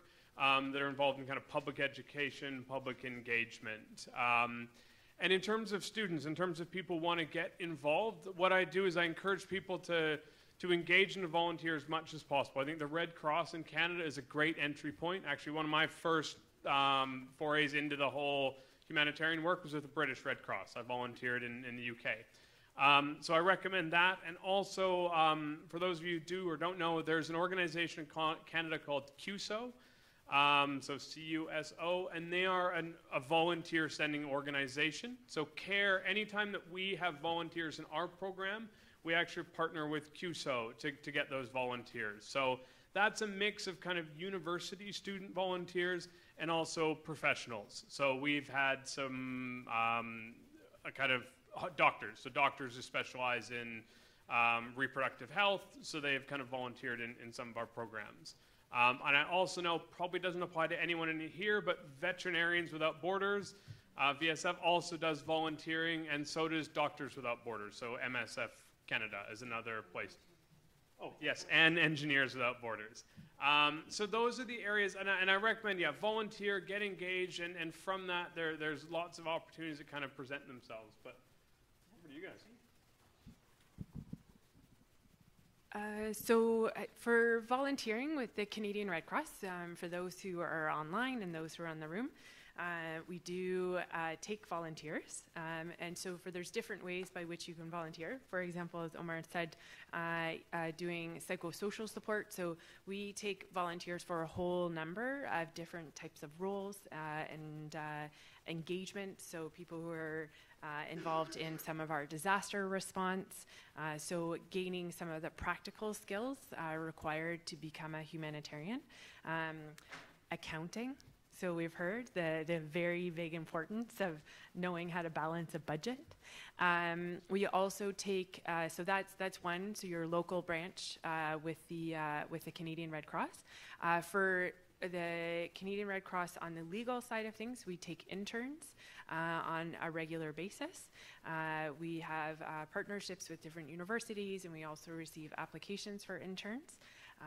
And we have a wonderful intern right now, Lily, and we've had brilliant interns over the last several years for as long as we've taken on interns, all who have been an amazing support for our team, usually law students who are interested in this area. So they've exercised their interest in it by volunteering, for example, with the conferences, taking international humanitarian law or human rights law, taking internships during the summer or volunteer positions during the year. All of those ways by which demonstrating their interest, and then they're able to come and intern with us. And then that, yeah, for an intern, for a law student, I think that would be one of the ways, the most tangible ways by which to engage. If your question was how you get Catherine's job, I think she's doing a really good job already. But if you want to talk with her more on how you get a job like hers, I'm sure she'd be happy to talk with anyone after about more specifics yet, although she's given lots of good information already. I think we might have one last question here, and we're very much to the end of time here, so if it can be brief, and we'll have a brief response. And I certainly invite you to come up and talk with the panelists after as well. Hi, so my name is Fiseko Musonda, and I have a question, I suppose, probably better geared to Kevin than Catherine, but Catherine, I'd like your opinion as well. You've mentioned several times how complicated humanitarian work is, and that's no doubt. It's also very closely connected to development, and with Kerr being both, and understanding the historical relationship between development, humanitarian work, as well as colonialism, I'd like to understand how your organizations try and guard against that, at least here in Canada, how either your governance or your hiring or your programming, how you try and make sure we're not duplicating a marriage we're trying to end between those three fields. Great question. On the question around humanitarian and development, I firmly believe that the kind of divide, we have development organizations, humanitarian organizations, it's an artificial divide. It's been driven by funding, by kind of ways of working and ways of thinking, but it doesn't make sense at all. So at Kerr, we put a tremendous amount of work into trying to link those areas. There are places like Indonesia at the moment where just pure humanitarian work makes sense for a month or so. There are other places in the world where longer term development work is kind of all that's needed. But if you looked at Syria 10, 11 years ago, there wasn't even really a ton of need for development work. There was some human rights work, there was some areas of development, but that changes really, really quickly. So we try and blend that work, and in places where there are protracted situations, we do both simultaneously. So like inside Syria at the moment, we do run both humanitarian and development programs concurrently and in the same area. Ultimately, if you're displaced, if you're a refugee, if you're displaced, it doesn't matter if something's development or humanitarian. You have your basic needs you need to survive, and you also want to rebuild a life. And if we're not rebuilding people's lives and setting people up for success in the future, it's just kind of reiterating and continuing and exacerbating the same challenges and tensions that exist. And in terms of your second question on ensuring that our programs are kind of rooted in local communities and local structures, so Kerr globally, I think 99 point something% of our staff are from the countries in which we work. So we have very few international staff around the world. We also do a lot of our programming in conjunction with local community organizations, community structures, and where appropriate with local governments as well. So a lot of our work that around gender equality and around women's empowerment is driven by local community groups. Often in some places, I was recently in Sri Lanka, where there was a women's political movement, and they were trying to get more women in politics. So we supported that and provided some funding into the organization, used our position as an international organization to make leverage our work in that community with some of the national conversations in Sri Lanka and some of the regional ones. And I think that's a role that an organization like Kerr can play, is trying to kind of leverage our international and our experience in other places to that local context. But we are very, very focused on that side of stuff. So the quick version of that I understood when we were talking about the purse strings is that we still hold them here in the West. So those folks making the decisions, how do we make sure that the Global South is being represented by those from the Global South if that's where the majority of the work is being done? That's an excellent question. So I'll give you the 30-second answer. I'm happy to answer more after. So Kerr we're a membership organization. So there's a Kerr Canada, there's a Kerr USA, there's Kerr UK. But what we're putting a tremendous amount of effort at the moment is developing southern members. So at the moment, India, Kerr India they do their own fundraising in India, they have their own governance board, they make their own programming decisions, they even work in Bangladesh. So so any funding from the government of Canada to India just goes directly to India. So we're putting a lot, and that India office also sits on Kerr's global board. So at the moment, our global board, I think it's made up about 40% from the Global South, but our goal is to have more of that board to be from Global South members. So at the moment, we're putting in Indonesia, Morocco, Egypt, Peru, are all places that used to be traditional country offices, right? They were managed by Kerr Canada or by Kerr US. They're going to have their own governance systems in place, and they're going to be their own independent entity that has a vote on our global board, et cetera. So that's one thing. The other bit that I can't change at the moment is the fact that the majority of the resources are still in the West and do still flow from the North to the South. And I think we need to change how those resource flows happen, encourage more South-South collaboration, which is a lot of what we're trying to do. So right now, a lot of our work at the initial stage in the Bangladesh response was led by our Bangladesh office, but was really supported by our India office. Far more support from our India office than from Kerr Canada, per se. So trying to encourage that and to invest in that in both from our governance level all the way down to where decisions are being made and programs are being run. But it's far from perfect. I'm giving you the rosy answer because we're being recorded, but it's far from perfect. And there's a lot to it. And we have a long, long way to go. Okay, so we just had the wrap-up question for the panel on which each person can comment for, say, 30 seconds, probably a shorter 30 seconds than Kevin's 30 seconds here. So I know there's a lot to say. And anyone that does have further questions, do come up and talk with the panel after. But our wrap-up question was this question about and emphasizing again that IHL is often very effective, and remember to Google IHL in action after words. What wish do you have of how IHL could develop better in the context of migration issues, or do you see any way in which it could improve in one specific way that you'd put out as an idea? And if each of you would be willing to speak for up to 30 seconds on that, I think people would appreciate that as something they could go away with. As students, maybe it's something they can go research, or it's something people can advocate around in their lives. And I'd just invite if there are any thoughts along those lines.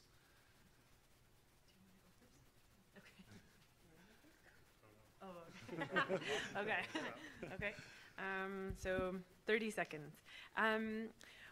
You had talked about, Dwight, in your presentation, this idea of complementarity of protection through the different legal regimes. And I think an idea that Omar had also brought up in his experience and through Kevin's demonstration was this notion of human dignity. It's recognized and captured as an important tenet within international humanitarian law. And I think we, as a global and local community, what more can we do to ensure that the law, policy, our own operational practice ensures better respect for the dignity of the lives of those who have been displaced? Okay, great. Want to, or accountability. And with that accountability for IHL, also my hope is that we actually tackle the root causes, inequality, climate change, and poor governance, so we don't actually have to apply IHL anymore. I think for me it's more heart. You should not just the legal, but have a heart and look at what Catherine was talking about, human dignity, and we're dealing with human beings, right? So what can we do? How can we protect them better? Okay, a great note to end on. As I say, do come up and talk with the presenters after, but we'd like to thank very much both the Red Cross and the College of Law for co-hosting the event. Thank you to all of you for coming.